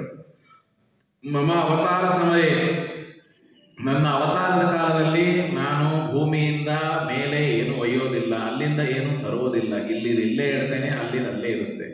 ಆದ್ದರಿಂದ ನಿನಗೆ ನಿಮಿತ್ತ ಮಾತ್ರಮಪಿದೆ ಧನಂ ತ್ವಂ ಧನದೋಧುನಾ, ನನಗೆ ಹಣ ಬೇಕಾಗಿದೆ, ಯುಗಕ್ಕೆ ಅನುಸಾರವಾಗಿ, ದೇಶ ಕಾಲಕ್ಕೆ ಅನುಸಾರವಾಗಿ ನೀನು ಅದನ್ನು ಕೊಡು ಅಂತ ಹೇಳಿದಾಗ ಕುಬೇರ ಹೇಳ್ತಾನೆ.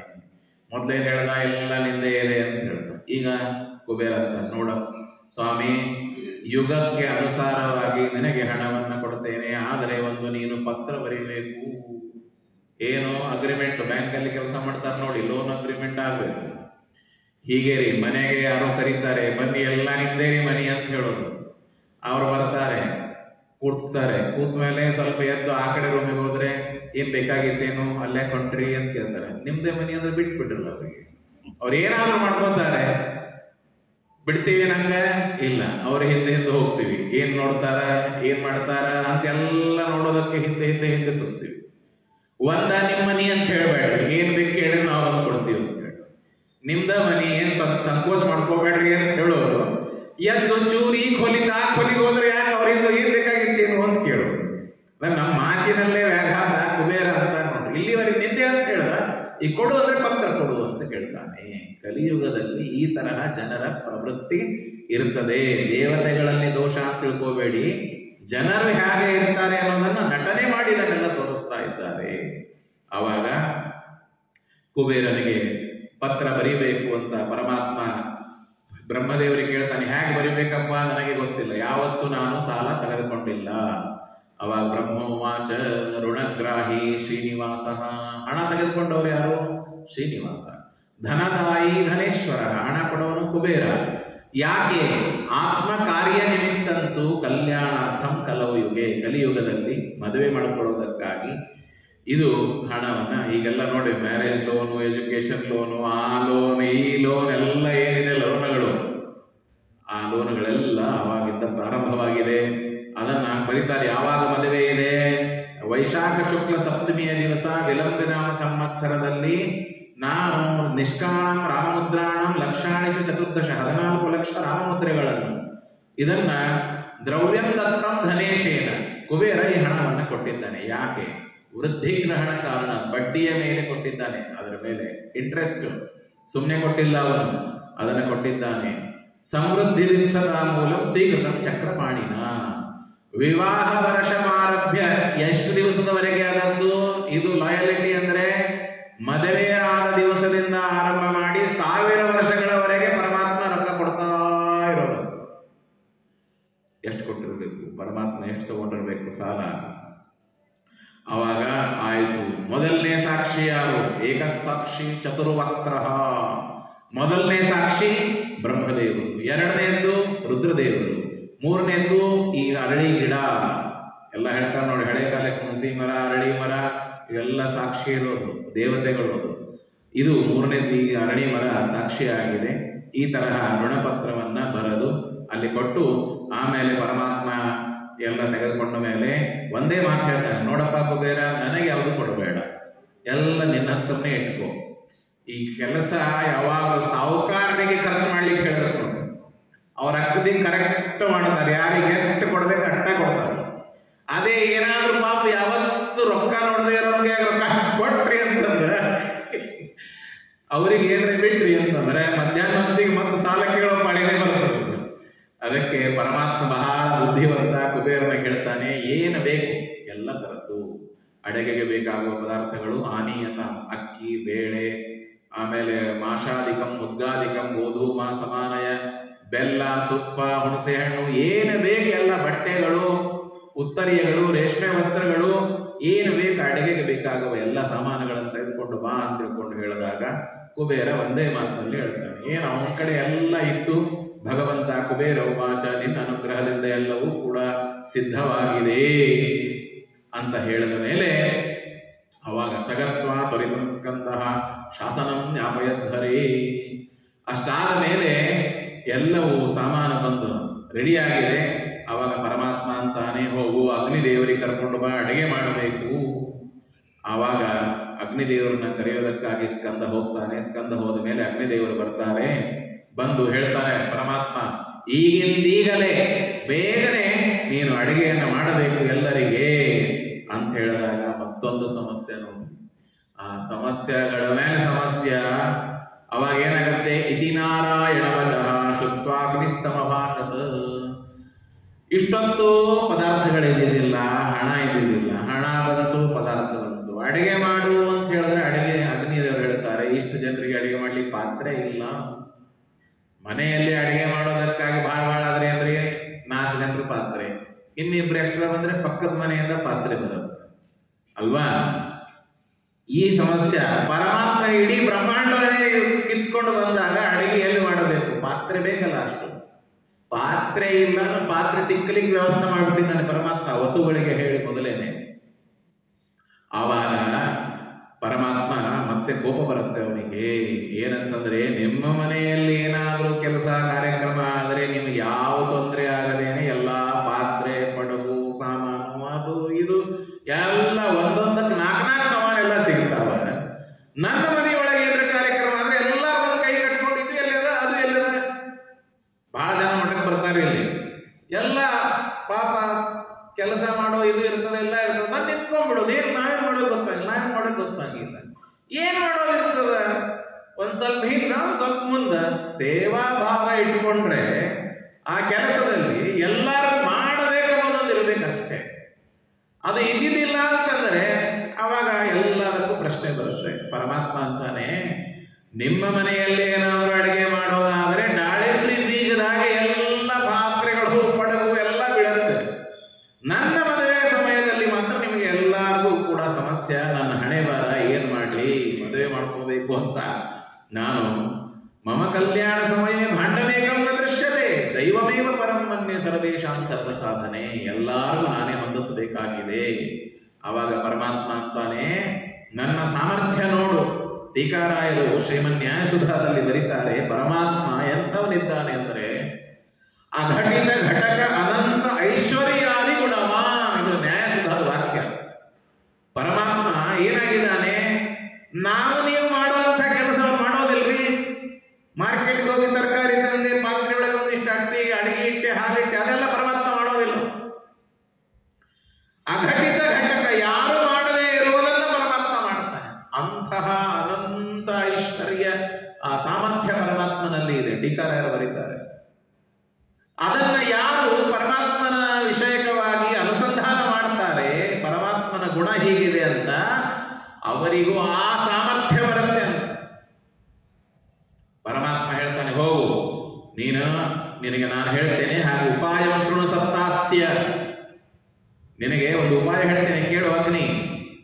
ಅಡುಗೆಗೆ ಪಾತ್ರ ಬೇಕಲ್ಲ, ಹೋಗು ಸ್ವಾಮಿ ಪುಷ್ಕರಣಿ ತೀರ್ಥದೊಳಗೆ ಅನ್ನ ಮಾಡು, ಪಾಪ ವಿನಾಶಿನಿಯೊಳಗೆ ಹುಳಿ ಮಾಡು, ಆಕಾಶಗಂಗಾದೊಳಗೆ ಪಾಯಸ ಮಾಡು, ಅದಾದ್ಮೇಲೆ ದೇವತೀರ್ಥದೊಳಗೆ ಪಲ್ಯ ಮಾಡು, ತುಂಬೂರು ತೀರ್ಥದೊಳಗೆ ತುಪ್ಪ ಕಾಯಿಸು, ಕುಮಾರಧಾರ ತೀರ್ಥದಲ್ಲಿ ಭಕ್ಷ್ಯಗಳನ್ನು ಮಾಡು, ಪಾಂಡು ತೀರ್ಥದಲ್ಲಿ ಒಳ್ಳೆ ಹುಣಸೆ ಗೊಜ್ಜು, ಆಯ್ತಾ, ಅದನ್ನು ಮಾಡು, ಹುಣಸೆ ಹಣ್ಣು ಹಾಕಿ ಎಲ್ಲ ಗೊಜ್ಜು ಮಾಡು. ಆಮೇಲೆ ಬೇರೆ ಬೇರೆ ಚಟ್ನಿ ಕಾಯಿ ಅದೆಲ್ಲ ವ್ಯಂಜನಗಳನ್ನು ಬೇರೆ ಬೇರೆ ಸಣ್ಣ ಸಣ್ಣ ತೀರ್ಥಗಳಲ್ಲೆಲ್ಲ ಮಾಡು. ಲೇಹ್ಯ ಪೇಯ, ಲೇಹ್ಯ ಅಂದ್ರೆ ನಾವು ಸುಮ್ಮನೆ ಹೇಗೆ ಮಾಡ್ತೀವಲ್ಲ ನೆಕ್ಕುವುದು, ಪೇಯ ಅಂದ್ರೆ ಕುಡಿಯುವುದು, ಈ ಎಲ್ಲ ಬೇರೆ ಬೇರೆ ಎಲ್ಲ ಇರುತ್ತೆ, ತಂಬುಳಿ ತರ ಅದೆಲ್ಲ, ಆಯ್ತಾ, ಪೇಯ ಮಾಡಿಸ್ಬೋದು, ತಂಬುಳಿ ಆಯ್ತಾ, ಲೇಹ್ಯ ಪೇಯ. ಅದಾದ್ಮೇಲೆ ತೀರ್ಥೇಶು ಅನ್ಯೇಷು ಪಾವಕ, ಬೇರೆ ಬೇರೆ ಬೇರೆ ತೀರ್ಥಗಳಲ್ಲಿ ನೀನೆಲ್ಲ ಮಾಡು. ಪರಮಾತ್ಮ ಹೇಳ್ತಾ ಇದ್ದಾನೆ, ಅಗ್ನಿದೇವರು ಕೇಳ್ತಾ ಇದ್ದಾರೆ, ಎಲ್ಲ ದೇವತೆಗಳು ಏನಿದು ಪರಮಾತ್ಮನ ಸಾಮರ್ಥ್ಯ, ಯಾರ ತಲೆ ಒಳಗೆ ವಿಚಾರ ಬರುತ್ತೆ? ನಮ್ಮ ಗುರುಗಳು ಯಾವಾಗಲೂ ಒಂದು ಕಥೆ ಹೇಳೋರು, ದೇವರ ಅನುಗ್ರಹ ಇತ್ತು ಅಂತಂದ್ರೆ ದೇವರ ಭಕ್ತರಿಗೂ ದೇವರಂತೆ ಸಾಮರ್ಥ್ಯ ಬರುತ್ತೆ. ಸತ್ಯಧ್ಯಾನರು ಬಾಗಲಕೋಟೆ ಒಳಗೆ ಬಾವಿ ಒಳಗೆ ಪಾನಕ ಮಾಡಿಸ್ಬಿಟ್ಟಿದ್ರಂತೆ. ಕೇಳ್ರಿ ಮನೆಯೊಳಗೆ ಒಂದು ವಾಟಕ ಪಾನಕ ಮಾಡ್ಕೊಳ್ಳಿಕ್ಕೆ ನಮ್ಗೆ ಸಕ್ರೆ ಹೆಚ್ಚಾಗ್ತದೆ, ಉಪ್ಪು ಹೆಚ್ಚಾಗ್ತದೆ, ಮತ್ ಉಪ್ಪು ಹಾಕು, ಮತ್ ಲಿಂಬೆ ಹಣ್ಣು ಹಿಂಡು. ಭಾರಿ ಬಿಸಿಲು, ವೈಶಾಖ ಮಾಸ ಭಾರಿ ಬಿಸಿಲು, ಮಹಾಸಮಾರಾಧನೆ ಏನೋ ಒಂದು ದೊಡ್ಡ ಕಾರ್ಯಕ್ರಮ, ಅಂತ ಹೊತ್ತಿಗೆ ದಿವಾಣರು ಬಂದ್ರಂತೆ, ಎಷ್ಟು ಜನ ಇದ್ದಾರೆ ಸ್ವಾಮಿ, ಪಾನಕ ಮಾಡಬೇಕು, ಮಾಡ್ರಿ ಏನು ಬಾವಿಗೆ ಸಕ್ರಿಯ ಅಂತ ಗಂಡ ಇದು ನೋಡ್ರಿ, ಆ ಬಾವಿ ಒಳಗೆ ಸಕ್ರೆ ಹಾಕು, ಅಲ್ಲೇ ಲಿಂಬೆ ಇಟ್ಟು ಕೊಡದಲ್ಲೇ ಸೇರಿ ಕುಡಿಸಿ, ಎಲ್ಲರೂ ಕುಡಿಸ್ಬೇಕು. ಕೇಳಿದ್ರೆ ಮೈ ಸುಮ್ಮಂತದ್ರಿ, ಏನ್ ಸತ್ಯಧ್ಯಾನ ಬರೋದು, ಏನ್ ಸುದ್ದಿ ಕೇಳಿರಿ, ಕಥೆರೆ ಕೇಳಿರಿ. ಎಂಥ ಸಾಮರ್ಥ್ಯ ಸತ್ಯಧ್ಯಾನರು ಅಂದ್ರೆ ಹುಲಿ ಇದ್ದಾಗಿದ್ರು ಅವ್ರು ಸತ್ಯಧ್ಯಾನರು ಉತ್ತರಾದಿ ಮಠದೊಳಗೆ. ನಮಗೆ ಗರ್ವ ಇದೆ, ನಾವು ಅವರ ವಿದ್ಯಾಪೀಠದಲ್ಲಿ ಓದಿ ಬಂದಿದ್ದೀವಿ. ನಮ್ಮ ಗುರುಗಳು ಮಹಾಗುರು, ಅವರ ಸಾಕ್ಷಾತ್ ಶಿಷ್ಯರು ಮಹಾಹುಲಿ ಗೋಪಾಲಾಚಾರ್ಯರು, ಅವರ ಗುರುಕುಲದಲ್ಲಿ ನಾವು ಓದಿ ಬಂದಿದ್ದೀವಿ ಅನ್ನೋದಕ್ಕೆ ನಮಗೆ ಹೆಮ್ಮೆ ಇದೆ. ಇಡೀ ಬಾವಿ ಒಳಗೆ ಲಿಂಬೆಹಣ್ಣು ಹಿಡಿಸಿದ್ರು, ಸಕ್ಕರೆ ಹಾಕಿಸಿದ್ರು, ಪಾನಕ ಮಾಡಿಸಿದ್ರು ಸತ್ಯಧ್ಯಾನ. ಯಾವ ಒಬ್ಬ ಬ್ರಾಹ್ಮಣ ಬಂದ, ಅವ್ರ ಮನಸ್ಸು ಹೇಳ್ತಾ ಇದ್ದೇನೆ, ಗುರುಗಳ ಸ್ಮರಣೆ ಮಾಡೋದೇನು ತಪ್ಪಲ್ಲ, ಕೇಳ್ಕೊಳ್ಳಿ. ಬ್ರಾಹ್ಮಣ ಬಂದ, ಮದುವೆ ಇದೆ ಸ್ವಾಮಿ, ಏನಾದ್ರು ಸಹಾಯ ಮಾಡಿ ಅಂತ ಹೇಳ್ದ. ದಿವಾಣರಿಗೆ ಹೇಳಿದ್ರು, ಹೋಗ್ರಿ ದಿವಾಣರಿಗೆ ಕರ್ಕೊಂಡು ಹೋಗ್ರಿ, ಆ ರೂಮ್ ಒಳಗೆ ಬಿಡ್ರಿ, ಏನ್ ತಗೊಂಡು ಹೋಗ್ಲಿ ಅಂತ. ಅವ ಹೋದ, ಬ್ರಾಹ್ಮಣ 2-3 ಹರಿ ಬೆಳ್ಳಿ ಬಂಗಾರದ ಪಾತ್ರೆ ಅವು ಇವು ಬಟ್ಟೆ ಎಲ್ಲ ಕಟ್ಕೊಂಡು ಅವನಿಗೆ ಎತ್ತಲಿಕ್ಕೆ ಆಗೋಲಾಗಿತ್ತು. ದಿವಾಣರಂದ್ರು, ಸ್ವಾಮಿ ಅವ ತನ್ನ ಭಾರತಕ್ಕಿಂತ ಹೆಚ್ಚಿಗೆ ಕಟ್ಕೊಂಡ, ಚಕ್ಕಡಿ ಬಂಡಿಯೊಳಗೆ ಹೇರಿಸಿ ಕಳಿಸು ಮನೆಗೆ ಅಂತ ಹೇಳಿದ್ರು. ಏನು ಚಕ್ಕಡಿ ಬಂಡಿ ತರಿಸು, ಆಗಿನ ಕಾಲಕ್ಕೆ ಅದನ್ನೆಲ್ಲ ಹೇರಿಸಿ ಅವನ ಮನೆ ತನಕ ಮುಟ್ಟಿಸ್ರಿ ಅಂತ ಹೇಳಿದ್ರು. ಏನು ಮಹಾ ವಿಭೂತಿ ಪುರುಷರ್ರಿ ಒಬ್ಬೊಬ್ಬರೆಲ್ಲ. ಅವರಿಗೆ ಈ ಸಾಮರ್ಥ್ಯ ಎಲ್ಲಿಂದ ಬಂತು? ನಿತ್ಯ ದಿಗ್ವಿಜಯ ರಾಮಚಂದ್ರ ದೇವರ, ಮೂಲ ರಾಮಚಂದ್ರ ದೇವರ, ಮೂಲ ಸೀತಾದೇವಿಯ ಪೂಜೆಯನ್ನ ಮಾಡುವುದರಿಂದ, ವ್ಯಾಸಪುಷ್ಟಿಗಳನ್ನ ಮುಟ್ಟೋದರಿಂದ ಆ ಸಾಮರ್ಥ್ಯ. ನಿನ್ನೆ ರಾತ್ರಿ ನನಗೆ ಯಾರೋ ಫೋನ್ ಮಾಡಿದ್ರು ಬೆಂಗಳೂರಿನಿಂದ, ಎಷ್ಟು ಜನ ಊಟಕ್ಕಾಗಿದ್ರು ಅಂತ ಕೇಳಿದೆ. 4,000 ಜನ ಊಟಕ್ಕಾಗಿದ್ದಾರಂತ. ಅದೇನಪ್ಪ, ನವರಾತ್ರಿಗೆ ಸ್ವಾಮಿಗಳು ರಾಜರಾಜೇಶ್ವರಿ ನಗರ ಬೆಂಗಳೂರಿನಲ್ಲಿ ಇದ್ದಾರೆ, 4,000 ಜನ ಊಟ ಕೂತ್ಕೊಂಡಿದ್ದಾರಂತೆ. ಆಚಾರ್ಯ ಗೊತ್ತಿಲ್ಲ, ನಾಳೆ ದಸರಾ ದಿವಸ ಏನಾಗುತ್ತೆ ಗೊತ್ತಿಲ್ಲ ನಮಗೆ ಅಂತ ಹೇಳ್ತಾ ಇದ್ದಾರೆ. ಏನ್ರಿ ಒಬ್ಬ ವ್ಯಕ್ತಿಯ ಆಕರ್ಷಣ ಏನದು? ಸ್ವಾಮಿಗಳನ್ನ ನೋಡಬೇಕು, ದೇವರನ್ನ ನೋಡಬೇಕು, ಪ್ರಸಾದ ಪಡಿಬೇಕು. ಏನ್ ಯಾರ ಮನೆಯಲ್ಲಿ ಅನ್ನ ಇಲ್ಲ, ಅಕ್ಕಿ ಇಲ್ಲ, ಬೇಳೆ ಇಲ್ಲ, ತರಕಾರಿ ಇಲ್ಲ, ಏನಿಲ್ಲ, ಆ ದೇವರ ಭಕ್ತರ, ದೇವರ ಮಹಿಮೆ ಆಕರ್ಷಣೆ ಹಂಗಿರ್ತದೆ, ಆಕರ್ಷಣೆ ಹಂಗಿರ್ತದೆ. ಅಂತಹ ಭಗವಂತನ ಎಲ್ಲರಿಗೂ ಕೂಡ ಹೇಳೋದನ್ನ ಕೇಳಿ ಆಶ್ಚರ್ಯವಾಗಿದೆ. ಅವಾಗ ಪರಮಾತ್ಮ ಹೇಳ್ತಾನೆ, ಎಲ್ಲ ಈ ತರ ಮಾಡು ಅಂತ ಹೇಳಿದಾಗ ಅಗ್ನಿ ನಮಸ್ಕಾರ ಮಾಡಿ ತನ್ನ ಹೆಂಡಂದರಿಂದ ಸ್ವಾಹ ಸ್ವಧ ಅವರಿಂದ ಕೂಡಿಕೊಂಡು ಹೋಗಿದ್ದಾರೆ. ಕೂಡಲೇ ಬಂದು ಮತ್ತೆ ನಮಸ್ಕಾರ ಮಾಡಿ ಹೇಳ್ತಾರೆ, ಸ್ವಾಮಿ ದಧ್ಯೋದನ ತಿಲೋನ ದಧ್ಯಾನ್ನ ತಿಲಾನ್ನ ಪರಮಾನ್ನ ಮಧು ಅನ್ನ ನೋಡ್ರಿ, ಎಲ್ಲ ಅನ್ನದಲ್ಲಿ 10 ಪ್ರಕಾರಗಳು ಆಯ್ತಾ. ಮೊಸರು ಬುತ್ತಿ, ಪುಳಿಯೋಗರೆ, ಪಾಯಸ, ಆಮೇಲೆ ಮಾಷಾಪೂಪ, ಗುಡಾಪೂಪ, ಶಾಖದ್ವಯ ಮತಃಪರಂ 2 ಪಲ್ಯ, ಹುಣಸೆಹಣ್ಣು ರಸ, ಒಳ್ಳೆ ಕುಂಬಳಕಾಯಿ ಹಾಕಿ ಹುಳಿ, ಕಂದ ಮೂಲ ಫಲಾದಿಗಳು, ಎಲ್ಲ ಭಕ್ಷ್ಯಗಳನ್ನ ಎಲ್ಲವೂ ಕೂಡ ಮಾಡಿದೆ. ಭಗವಂತ ನಿನ್ನ ಅನುಗ್ರಹದಿಂದ ಸಿದ್ಧವಾಗಿದೆ. ಈ ಅಗ್ನಿದೇವರ ಮಾತನ್ನ ಕೇಳಿ ಪರಮಾತ್ಮ ಸಂತೋಷ ಪಡ್ತಾನೆ. ಸಂತೋಷಪಟ್ಟು ಆಮೇಲೆ ಹೋಗು ಬ್ರಹ್ಮದೇವರನ್ನ ಕರ್ಕೊಂಡು ಬಾ ಅಂತ ತಿಳ್ಕೊಂಡು ಪರಮಾತ್ಮ ಹೇಳ್ತಾನೆ, ಪಾಕ ಸಂಪೂರ್ಣತಾಮ್ಯಾತಃ, ಅಡಿಗೆ ಮುಗಿದಿದೆ, ಎಲ್ಲರೂ ಊಟಕ್ಕೆ ಕೇಳಬೇಕು. ಮತ್ತೊಂದು ಸಮಸ್ಯೆ ಆಯಿತು.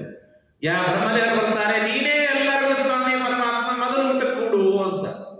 ಪರಮಾತ್ಮ ಅಂತಾನೆ, ನಿಮಗೇನಾದ್ರೂ ಇದೇನು, ನನ್ನ ಮದುವೆ ನನ್ನ ಕಾರ್ಯಕ್ರಮ ನಾನೇ ಒಂದು ಊಟ ಮಾಡಬೇಕು ಅಂತಂದ್ರೆ ಯಜಮಾನ ಯಾವಾಗಲೂ ಕೊನೆಗೆ ಊಟ ಮಾಡಬೇಕು. ಆದ್ದರಿಂದ ನನಗೆ ನೀವು ಏನಂತಂದ್ರೆ ಪಂಕ್ತಿಶ್ಚ, ಬ್ರಹ್ಮದೇವರಿಗೆ ಎಲ್ಲ ಹೇಳ್ತಾರೆ, ಹೋಗು ಇದನ್ನ ಎಲ್ಲ ಪಂಕ್ತಿ ಮಾಡಿದ್ದಾರೆ ಊಟ ಕೂತ್ಕೊಳ್ಳೋದಕ್ಕಾಗಿ. ಎಲ್ಲಿಂದ ಎಲ್ಲಿವರೆಗೆ ಅಂದ್ರೆ ಪಾಂಡು ತೀರ್ಥಂ ಸಮಾರಭ್ಯ. ಪಾಂಡು ತೀರ್ಥ ಎಲ್ಲಿರೋದು? ತಿರುಪತಿಯಲ್ಲಿ. ಆ ಪಾಂಡು ತೀರ್ಥವನ್ನ ಆರಂಭ ಮಾಡಿಕೊಂಡು ಶ್ರೀಶೈಲದವರೆಗೆ ಎಲ್ಲಿ ಹಾಕಿದ್ದಾರಂತ ಊಟಕ್ಕೆ. ಏನ್ರಿ ಶ್ರೀಶೈಲದ ಕಡಿಮೆ 400-600 ಕಿಲೋಮೀಟರ್ ಇರ್ಬೇಕು, ಅದು ಅಷ್ಟು ದೂರ ಇರ್ಬೇಕು. ಅಲ್ಲಿಯವರೆಗೆ ಊಟಕ್ಕೆ ಎಲೆ ಹಾಕಿದ್ದಾರೆ. ಪಾಂಡುತೀರ್ಥಂ ಸಮಾರಭ್ಯ ಶ್ರೀಶೈಲಾವಧಿ ಭೂಸುರಾಹ ದೇವಾಶ್ಚ ನಿಬಿಡೀಭೂತ ತಸ್ಮಿನ್ ಕೃಷ್ಣ ಮಹೋತ್ಸವೇ. ಕೂತವ್ರು ಯಾರು ಊಟಕ್ಕೆ?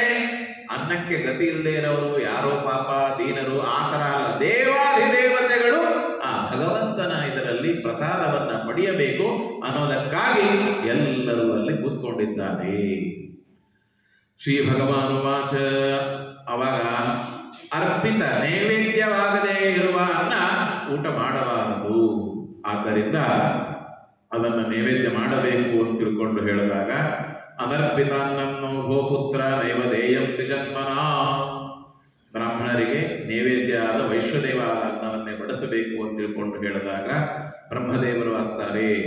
ಹೇಳ್ತಾರೆ ಅವಾಗ, ಕಸ್ಮೈ ನಿವೇದಯಂ ಭೋ, ಯಾರಿಗೆ ನೈವೇದ್ಯ ಮಾಡಬೇಕು ಅಂತಂದಾಗ ಅವಾಗ ಇಲ್ಲೇ ಅಹೋಬಲ ನರಸಿಂಹದೇವರ ದೇವಸ್ಥಾನ ಇದೆ, ಆ ನರಸಿಂಹದೇವರಿಗೆ ಸಮರ್ಪಣೆ ಮಾಡುವಂತ ಬ್ರಹ್ಮದೇವರಿಗೆ ಹೇಳಿದಾಗ ಬ್ರಹ್ಮದೇವರು ಅಹೋಬಲ ನರಸಿಂಹದೇವರಿಗೆ ನೈವೇದ್ಯವನ್ನ ಮಾಡಿ ವೈಶ್ವದೇವವನ್ನ ಮಾಡಿ ಬ್ರಾಹ್ಮಣರಿಗೆ ಎಲ್ಲರಿಗೂ ಗಂಧಾದಿಗಳನ್ನು ಕೊಟ್ಟು ಅರ್ಘ್ಯಪಾದ್ಯಾದಿಗಳನ್ನು ಕೊಟ್ಟು ಎಲ್ಲರಿಗೂ ನೋಡಿ ಲವಣಂತು ಸಮಾರಭ್ಯ ವೃತಾಂತ ಬ್ರಹ್ಮವಾದಿನ, ನಮ್ಮ ಇದರಲ್ಲಿ ಬ್ರಹ್ಮವಾದಿಗಳು ಆ ಸಂಪ್ರದಾಯ, ಒಳ್ಳೆ ಸಂಪ್ರದಾಯದಲ್ಲಿ, ವೈಷ್ಣವ ಸಂಪ್ರದಾಯದಲ್ಲಿ ಮೊದಲು ಉಪ್ಪು ಬಡಿಸಬೇಕು, ಕೊನೆಗೆ ತುಪ್ಪ ಬಡಿಸಬೇಕು.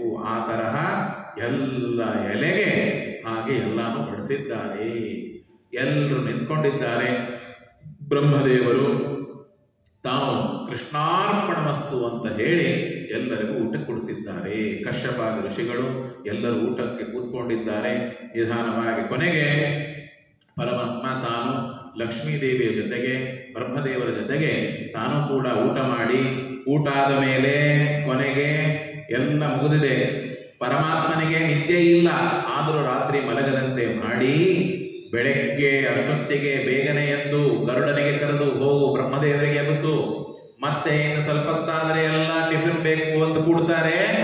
ಬೇಗನೆ ಬೆಳಗ್ಗಿನ ಜಾವ ನಾವು ಇಲ್ಲಿಂದ ಹೊರಡಬೇಕು. ತತಃ ಪ್ರಭಾತೆ ವಿಮಲೆ ಶ್ರೀನಿವಾಸ ಸತಾಂಗತಿ.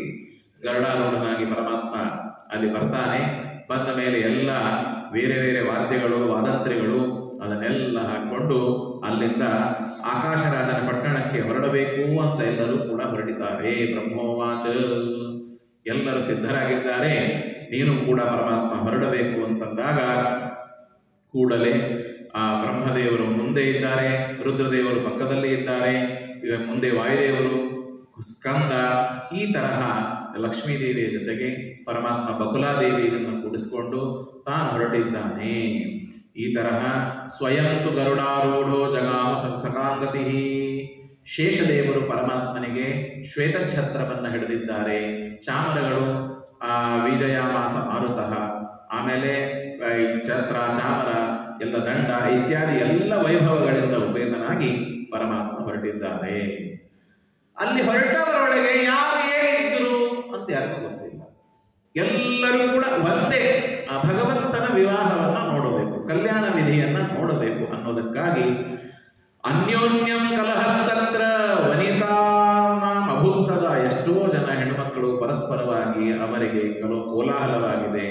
ಋಷಿಕನ್ಯೆಗಳಲ್ಲಿ, ದೇವಸ್ತ್ರೀಯರಲ್ಲಿ ಅಲ್ಲಿ ಅಧನಾಸ್ತು ಸಮಗಚ್ಚಂತಿ, ಹಣ ಇಲ್ಲದೆ ಇರೋರು ಹೋಗ್ತಾ ಇದ್ದಾರೆ, ಹಣ ಇದ್ದವರು ಹೋಗ್ತಾ ಇದ್ದಾರೆ. ಕಾಚಿತ್ ಭರ್ತಾರಮಾಲಂಬ್ಯ, ಗಂಡನ ಕಡೆಗೆ ಮಗನನ್ನ ಕೊಟ್ಟು ಹೋಗಿದ್ದಾರೆ. ಕೆಲವೊಬ್ರು ಮಗುವನ್ನ ನಡೆಸ್ತಾ ಕರ್ಕೊಂಡು ಹೋಗ್ತಾ ಇದ್ದಾರೆ. ಏನು ಕೇಳ್ತೀರಿ, ತಲೆ ಮೇಲೆ ಗಂಟು ಹಾಕೊಂಡು ಹೋಗ್ತಾ ಇದ್ದಾರೆ. ಆವಾಗ ನೋಡಿದರೆ, ಆಕಾಶದಿಂದ ಕೆಳಗೆ ನೋಡಿದರೆ ಎಷ್ಟೋ ಜನ ತಮ್ಮ ಮಕ್ಕಳನ್ನ ಕಳೆದುಕೊಂಡು ಎಲ್ಲಿದ್ದಾರೆ ಅಂತ ಹುಡುಕ್ತಾ ಇದ್ದಾರೆ. ಆಕಾಶದಿಂದ ಕೆಳಗಡೆ ನೋಡಿದಾಗ ಶೇಷಾಚಲದಿಂದ ಪ್ರಾರಂಭ ಮಾಡಿ ನಾರಾಯಣಪುರದವರೆಗೆ ಮೊದಲನೇ ವ್ಯಕ್ತಿ ಆಕಾಶರಾಜನ ಪಟ್ಟಣದಲ್ಲಿ ಇದ್ದರೆ ಕೊನೆ ವ್ಯಕ್ತಿ ಈ ವೆಂಕಟಾಚಲದಲ್ಲಿ, ಶೇಷಾಚಲದಲ್ಲಿ ಇದ್ದಾನೆ. ಅಷ್ಟರವರೆಗೆ ಮೆರವಣಿಗೆ ಅದು ಅಷ್ಟು ಉದ್ದಾಗಿ ನಡೆದಿದೆ.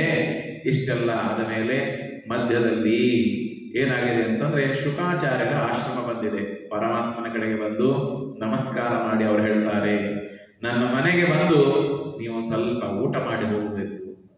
ಪರಮಾತ್ಮ ಅಂತಾನೆ, ಬೆಳಗ್ಗಿಂದ ಇಷ್ಟೆಲ್ಲ ಜನ ಹೊರಟಿದ್ದಾರೆ, ಅವರೆಲ್ಲರೂ ಉಪವಾಸವಿದ್ದಾರೆ, ಅವರಿಗೆ ಹಸಿವೆ ಆಗಿದೆ, ನೀನು ನನ್ನ ಮಾತ್ರ ಕರೆದು ಊಟಕ್ಕೆ ಹಾಕಿದರೆ ನಿನಗೆಲ್ಲರೂ ಶಾಪ ಕೊಟ್ಟು ಬಿಡ್ತಾರಪ್ಪ, ಆದ್ದರಿಂದ ನಾನು ಬರೋದಿಲ್ಲ, ಮತ್ತೊಂದು ಬಾರಿ ಬರ್ತೇನೆ.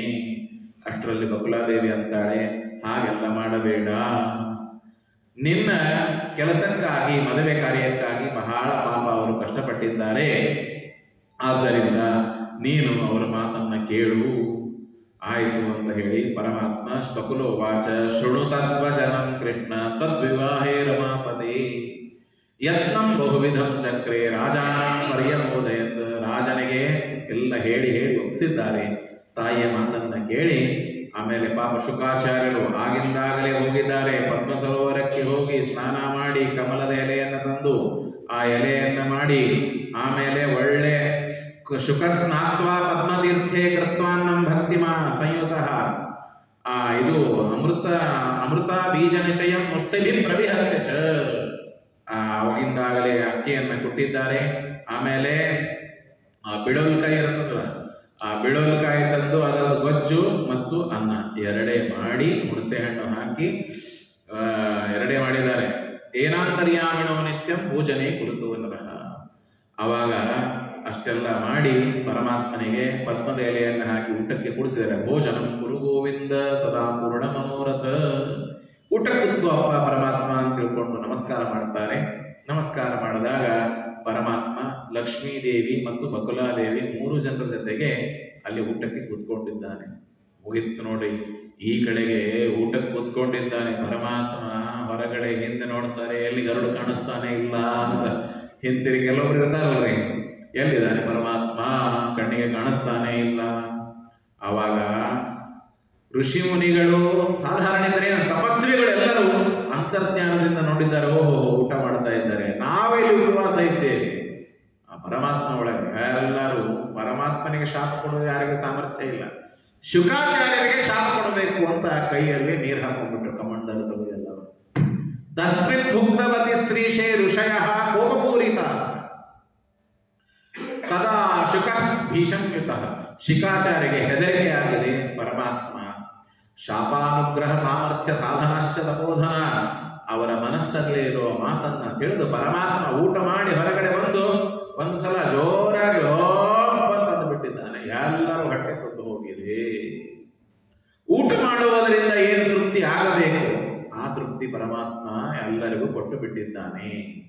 ಇದೇ ತರಹ ದ್ರೌಪದಿ ದೇವಿಗೆ ಅಕ್ಷಯ ಪಾತ್ರೆಯ ವಿಷಯದಲ್ಲಿ ದೂರ್ವಾಸರು 80,000 ಋಷಿಗಳನ್ನ ಕರೆದುಕೊಂಡು ಬಂದಾಗ ಅವರು ಬೇಕಂತಲೇ ಶಾಪ ಕೊಡಬೇಕಂತೆ ಬಂದಿದ್ರು. ಆ ಹೊತ್ತಿಗೂ ಪರಮಾತ್ಮ ಈ ಕೆಲಸವನ್ನ ಮಾಡಿ ದ್ರೌಪದಿ ದೇವಿಗೆ ರಕ್ಷಣೆ ಮಾಡಿದ್ದ.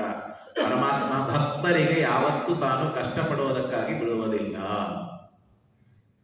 ಆವಾಗ ಪರಮಾತ್ಮ ಈ ತರಹ ಫುತ್ಕಾರವನ್ನು ಹಾಕಿದ ಮೇಲೆ ಆ ಮುಖದಿಂದ ಎಲ್ಲರೂ ಹೊಟ್ಟೆ ತುಂಬ ಹೋಗಿದೆ. ಈ ತರಹ ಏನಾಗಿದೆ, ಶುಕಂ ಸಂತೋಷಯಾಮಾಸ, ಪರಮಾತ್ಮ ಶುಕಾಚಾರ್ಯಗೆ ಸಂತೋಷಪಡಿಸಿ ಅಷ್ಟಮೇ ದಿವಸ ರಾತ್ರಿ ಹೊತ್ತು ಅಲ್ಲೇ ಉಳಿದಿದ್ದಾನೆ. ಗುರುವಾರ ನವಮ್ಯಾಂ ಗುರುವಾಸರೇ ಪ್ರಭಾತ್ ಸಮಯೇ ಪ್ರಾಪ್ತೆ ಶ್ರೀನಿವಾಸ ಪರಾನ್ವಿತ. ಆವಾಗ ಪರಮಾತ್ಮ ಹಗಲ ಹೊತ್ತು ಮತ್ತೆ ಅಲ್ಲಿಂದ ಆಕಾಶರಾಜನ ಪಟ್ಟಣಕ್ಕೆ ಹೊರಡಬೇಕು ಅಂತ ಅಲ್ಲಿಂದ ಪರಮಾತ್ಮ ತಾನು ಮುಂದೆ ಹೊರಡ್ತಾ ಇದ್ದಾನೆ. ಮುಂದೆ ನೋಡಿ, ಗರುಡನ ಮೇಲೆ ಕೂತ್ಕೊಂಡು ಪರಮಾತ್ಮ ಸುಕುಮಾರಂ ಯುವಾನಂಚ ಸುಂದರಂ ಸುಂದರಾನನಂ. ಅವಾಗ ಶ್ರೀನಿವಾಸಂ ಜಗದ್ಯೋನಿಂ ಸಚ್ಚಿದಾನಂದ ವಿಗ್ರಹಂ ದೃಷ್ಟ್ವಾ ಸಂತುಷ್ಟ ಮನಸ ಸರಥಾದವರುಹ್ಯಚ. ಆಕಾಶರಾಜನು ಕೂಡ ಪರಮಾತ್ಮನನ್ನ ಸ್ವಾಗತ ಮಾಡಬೇಕು ಅಂತ ತಿಳ್ಕೊಂಡು ಹೇಳಿ ಮಗಳಾದ ಪದ್ಮಾವತಿಯನ್ನು ಮುಂದೆ ಕೂಡಿಸಿಕೊಂಡು ಅವಳಿಗೆ ಕರ್ಕೊಂಡು ಬರ್ತಾನೆ. ಪುರೋಹಿತರನ್ನ ಕರ್ಕೊಂಡು ಮಗಳನ್ನ ಕರ್ಕೊಂಡು ಆಕಾಶರಾಜ ಹೇಳ್ತಾನೆ, ಧನ್ಯೋಹಂ ಕೃತಕೃತ್ಯೋಹಂ, ನಿಮ್ಮನ್ನ ನೋಡಿ ನಾನು ಧನ್ಯನಾದೆ. ಇವತ್ತು ನನ್ನ ಪಿತೃಗಳೆಲ್ಲರೂ ಸ್ವರ್ಗಕ್ಕೆ ಹೋದರು. ಈ ತರಹ ಹೇಳಿ ಆ ಪರಮಾತ್ಮನಿಗೆ ನಮಸ್ಕಾರ ಮಾಡಿ ದದರ್ಶ ರಾಜಶಾರ್ತೂಲಂ ನಾರದೇನ ಪ್ರದರ್ಶಿತಂ. ಪದ್ಮಾವತಿಗೇನೋ ಪರಮಾತ್ಮ ನೋಡಿದ್ದ, ಆಕಾಶರಾಜನನ್ನ ಪರಮಾತ್ಮ ನೋಡಿದ್ದಿಲ್ಲ. ಆವಾಗ ನಾರದರು ಇದ್ರು ಪಕ್ಕದಲ್ಲಿ. ಯಾರು ನಮ್ಮ ಮಾವ ಯಾರು ಅಂತ ಕೇಳ್ತಾರೆ. ಯಾಕೆ? ಆಕಾಶರಾಜನ ಕಡೆಗೆ ಬಂದವರು ಎಲ್ಲರೂ ಒಳ್ಳೆ ಮೀಸಿ ದೀರ್ಘ ಬಾವು ಎಲ್ಲ ರಾಜರು, ನಮ್ಮ ಮಾವ ಯಾರು ಇದರಲ್ಲಿ ಅಂತ ಅವ್ರಿಗೆ ಗೊತ್ತಾಗಲಿಲ್ಲ. ಅದಕ್ಕೆ ಇವರು ಹೇಳ್ತಾರೆ, ಯಾರು ನಾರದರು, ದೀರ್ಘ ಸ್ಮಶ್ರೂಂ, ಒಳ್ಳೆ ಜೋರಾಗಿ ಮೀಸೆ ಬಿಟ್ಟಿದ್ದಾರೆ ನೋಡು. ಆಮೇಲೆ ದೀರ್ಘಬಾಹಂ, ಒಳ್ಳೆ ಉದ್ದು ತೋಳುಗಳಿದೆ ಅವರದು. ಸರ್ವದ ಎಲ್ಲರಲ್ಲಿ ಎತ್ತರ ಇದ್ದಾರಲ್ಲ. ಶಶುರಂ ತವ ಗೋವಿಂದ ಪಶ್ಯ ಮಾಧವ, ಅವರೇ ನಿಮ್ಮ ಮಾವ. ಯಾಕೆ? ತೋಂಡಮಾನನು ಹಂಗೆ ಇದ್ದ ಅವನ ಪಕ್ಕದಲ್ಲಿ, ಅವರು ಎಲ್ಲ ಮೀಸಿ ಬಿಟ್ಟ. ಈಗೆಲ್ಲ ಆಯ್ತಾ, ಗಂಡಸರ ಪರಿಚಯ. ಶಶುರಂ ತವ ಗೋವಿಂದ ಪಶ್ಯ ಮಾಧವ ಗೋವಿಂದ. ಹಾಗೆ ನಿನ್ನ ಮಾವ ಇವನು. ಶ್ರೀನಿವಾಸ ವಾಚ, ನಾರದರಿಗಂತಾನೆ, ಓಹೋ ಇಂಥ ದೀರ್ಘ ಮೀಸೆ ಇರೋ ಮಾವ ಸಿಕ್ಕ, ಧನ್ಯಂ ನಾರದ ಮೇ ಜನ್ಮ. ಯದಾ ಕಾಶೋದ್ಯಕಾಸ ಬಾಂಧವಃ ಸಂಬಂಧಸ್ತದತ್ವ ಪ್ರಾಪ್ತ ಕಿಮ್ಮಯ ಚರಿತಂ ಪುರ. ಬಹಳ ಸಂತೋಷವಾಯಿತು ಅಂತ ಹೇಳಿ ಅವರಿಗೆ ನಮಸ್ಕಾರವನ್ನ ಮಾಡಿ ಜಾಮಾತರ ಅಪೂಜಯತ, ಗಂಧ ತೈಲ ಏನು ವಿಧಿವಿಧಾನಗಳಿದೆ ಆ ತರಹ ಎಲ್ಲ ಹಾಕಿ ಅವರಿಗೆ ಸ್ವಾಗತವನ್ನ ಮಾಡಿದ್ದಾರೆ. ಅನ್ಯೋನ್ಯಾಲೋಕನಂ ರಾಜಶ್ಚಕ್ರಾತೆ ಸಂಸ್ಥಿತೌ ತತಃ. ಕನ್ಯಾ ವೀಕ್ಷಣೆ ಆಗಿದೆ, ಪರಸ್ಪರವಾಗಿ ನೋಡಿಕೊಂಡಿದ್ದಾರೆ. ಪದ್ಮಾವತ್ಯನುಭೋಗಾಮಾಯಿ ದೇವೀಂ ನತ್ವಾ ವಿಶೇಷತಃ ವರಂ ಯಯಾಚೆ ಗೋವಿಂದ ಕುರು ಭಾರ್ಯಾಮಯಾಮಿತಿ. ಅವಾಗ ಪದ್ಮಾವತಿ ವಿಶಾಲಾಕ್ಷಿ ಸಾವೌರೇ ವರಮುತ್ತಮ ಪತಿಂ ಕುರು ರಮಾನಾಥಂ ಶ್ರೀನಿವಾಸಂ ಜಗನ್ಮಯಂ. ಇಬ್ಬರು ಪರಸ್ಪರ ದೇವತೆಗಳಿಗೆ ಪ್ರಾರ್ಥನವನ್ನ ಮಾಡಿಕೊಂಡು ಅವಾಗ ನಮಗೆ ಈ ವಿವಾಹ ನಡೆಸಬೇಕು ಅಂತ ತಿಳ್ಕೊಂಡು ಪ್ರಾರ್ಥನೆಯನ್ನ ಮಾಡಿದ್ದಾರೆ. ಈ ತರಹ ಪದ್ಮಾವತ್ಯ ಸಮೇತಂತಂ ಶ್ರೀನಿವಾಸಂ ಸಸಂಭ್ರಮಂ, ಪದ್ಮಾವತಿಯಿಂದ ಕೂಡಿಕೊಂಡು ಆ ಶ್ರೀನಿವಾಸ ದೇವರನ್ನ ಕೂಡಿಕೊಂಡು ಮೆರವಣಿಗೆಯನ್ನ ಮಾಡಿ ಅವರು ಆ ಪಟ್ಟಣದಲ್ಲಿ ಕರೆದುಕೊಂಡು ಹೋಗಿದ್ದಾರೆ. ಈ ತರಹ ಎಲ್ಲರೂ ಬಂದಿದ್ದಾರೆ. ಪುರಪ್ರವೇಶವಾಗಿದೆ. ಪ್ರವೇಶ ಆದ ಮೇಲೆ ಪರಮಾತ್ಮ ಬಂಧು ಬಾಂಧವರಿಂದ ಕೂಡಿಕೊಂಡು ರಾತ್ರಿಸ್ತು ಪಂಚಘಟಿಕ ಸಮಭುಜ್ಯ ತದಾತತಃ ತನ್ನ ಮನೆಯಲ್ಲಿ ಹೋಗಿದ್ದಾನೆ. ಅವಾಗ ಆಕಾಶರಾಜ, ತೋಂಡಮಾನ ಎಲ್ಲರೂ ಬಂದು ಪರಮಾತ್ಮನಿಗೆ ಹೇಳ್ತಾರೆ, ಎಲ್ಲರೂ ಪ್ರಯಾಣ ಮಾಡಿ ಬಂದಿದ್ದೀರಿ, ಹಸಿರಾಗಿರಬೇಕು, ಊಟ ಮಾಡಬೇಕು ಅಂತ ತಿಳ್ಕೊಂಡು ಹೇಳಿದಾಗ ಎಲ್ಲವೂ ಆಗಿದೆ. ಮರದಿವಸ ಪರಮಾತ್ಮ ಅಂತಾನೆ, ಶ್ರೀನಿವಾಸೋವಾಚ, ಎಲ್ಲರೂ ಉಪವಾಸ ಬಂದಿದ್ದಾರೆ, ಎಲ್ಲರಿಗೂ ಹಸಿವೆ ಆಗಿದೆ, ನಮಗೂ ಕೂಡ ಊಟದ ವ್ಯವಸ್ಥೆಯನ್ನ ಮಾಡಬೇಕು ಅಂತ ಹೇಳಿದಾಗ ಎಲ್ಲ ವ್ಯವಸ್ಥೆ ವಿಶೇಷವಾಗಿ ಅಡಿಗೆಯನ್ನ ಮಾಡಿಸಿ, ರಾಜನ ಮನೆಯ ಅಡಿಗೆ ಹೇಳಬೇಕಾ, ಮೊದಲೇ ಊಟ ಮಾಡಿ ಹೋಗಿದ್ದಾನೆ. ಹೇಳಿ ಹೇಳಿ ಅನ್ನ, ಹಾಲು, ಸಕ್ಕರೆ, ಪಾಯಸ ಅದನ್ನೆಲ್ಲ ಪರಮಾತ್ಮ ಆವಾಗ ಏನಾಗಿದೆ ಅಂತಂದ್ರೆ, ಭಾರ್ಯಾವ್ರತ ಲಕ್ಷ್ಮೀ ಕ್ಷುಧಯ ಪರಿಮೋಹಿತ ತೇಷಾಂ ಅನ್ನಂ ಮಹಾರಾಜ ಭಕ್ಷಾಣಿ ವಿವಿಧಾನಿ ಚ. ಆವಾಗ ಆಕಾಶರಾಜನ ಭೋಜನಂ ಕೃತಮಸ್ತೆ ಭಕ್ಷಾನ್ನ ರಸಮುತ್ತಮಂ ವಾಸುದೇವಾಯ ರಾಜೇಂದ್ರ ಪ್ರೇಷಯಾಮಾಸ ಸಾದರಃ. ಈ ತರಹ ವಿಧ ವಿಧವಾದ ಅಡುಗೆಯನ್ನು ಊಟ ಮಾಡಿಸಿದ ಮೇಲೆ ಕೊನೆಗೆ ಏನಾಗಿದೆ ಅಂತಂದ್ರೆ, ಎಲ್ಲರಿಗೂ ವಸ್ತ್ರಾದಿಗಳನ್ನು ಕೊಟ್ಟು ಅವರಿಗೆ ಆದರವನ್ನು ಮಾಡಿ ಪರಮಾತ್ಮ ಹೇಳ್ತಾನೆ, ನಾಳಿನ ದಿವಸ ಮದುವೆ ಇದೆ, ಆದ್ದರಿಂದ ನಾನು ಊಟ ಮಾಡಬಾರದು. ಲಕ್ಷ್ಮೀದೇವಿ, ಬ್ರಹ್ಮದೇವರು, ನಮ್ಮ ಪುರೋಹಿತರು 5 ಜನ ನಮ್ಮ ಕಡೆಗೆ ನಾವು ಊಟ ಮಾಡುವುದಿಲ್ಲ. ನಿಮ್ಮ ಕಡೆಗೂ ಕೂಡ ಆಕಾಶರಾಜ, ಕನ್ಯಾ, ಅವಳ ತಾಯಿ, ಪುರೋಹಿತರು, ಈ ತರಹ ಒಂದು 5 ಜನ ನೀವು ಕೂಡ ಊಟ ಮಾಡಬಾರದು. ಮುಂದೆ ಬೇರೆಯವರಿಗೆಲ್ಲ ವಿವಾಹದ ಭೋಜನಾದಿಗಳ ವ್ಯವಸ್ಥೆಯನ್ನು ಮಾಡಬೇಕು ಅಂತ ತಿಳ್ಕೊಂಡು ಹೇಳಿ ಪರಮಾತ್ಮ ಹೇಳ್ತಾನೆ. ಮುಂದಿನ ಕಥೆಯನ್ನು ಮತ್ತೆ ನಾಳೆ ಸಾಯಂಕಾಲ ಇಲ್ಲಿ ಈ ಕಳೆದ 10 ದಿವಸದಿಂದ ನಡೆದ 2ನೇ ವರ್ಷದ ಶ್ರೀನಿವಾಸ ಕಲ್ಯಾಣ ಮಹೋತ್ಸವದ ಕಾರ್ಯಕ್ರಮ ಇದೆ. ದೇವರ ಪ್ರತಿಮೆಗಳು ಇಟ್ಟು ಹೋದ ವರ್ಷ ನಾವು ಈ ಮಠದಲ್ಲಿ ಕಾರ್ಯಕ್ರಮವನ್ನು ಮಾಡಿದ್ದೀವಿ. ಈ ವರ್ಷ ಗುರುಗಳ ದೇವರ ಅನುಗ್ರಹದಿಂದ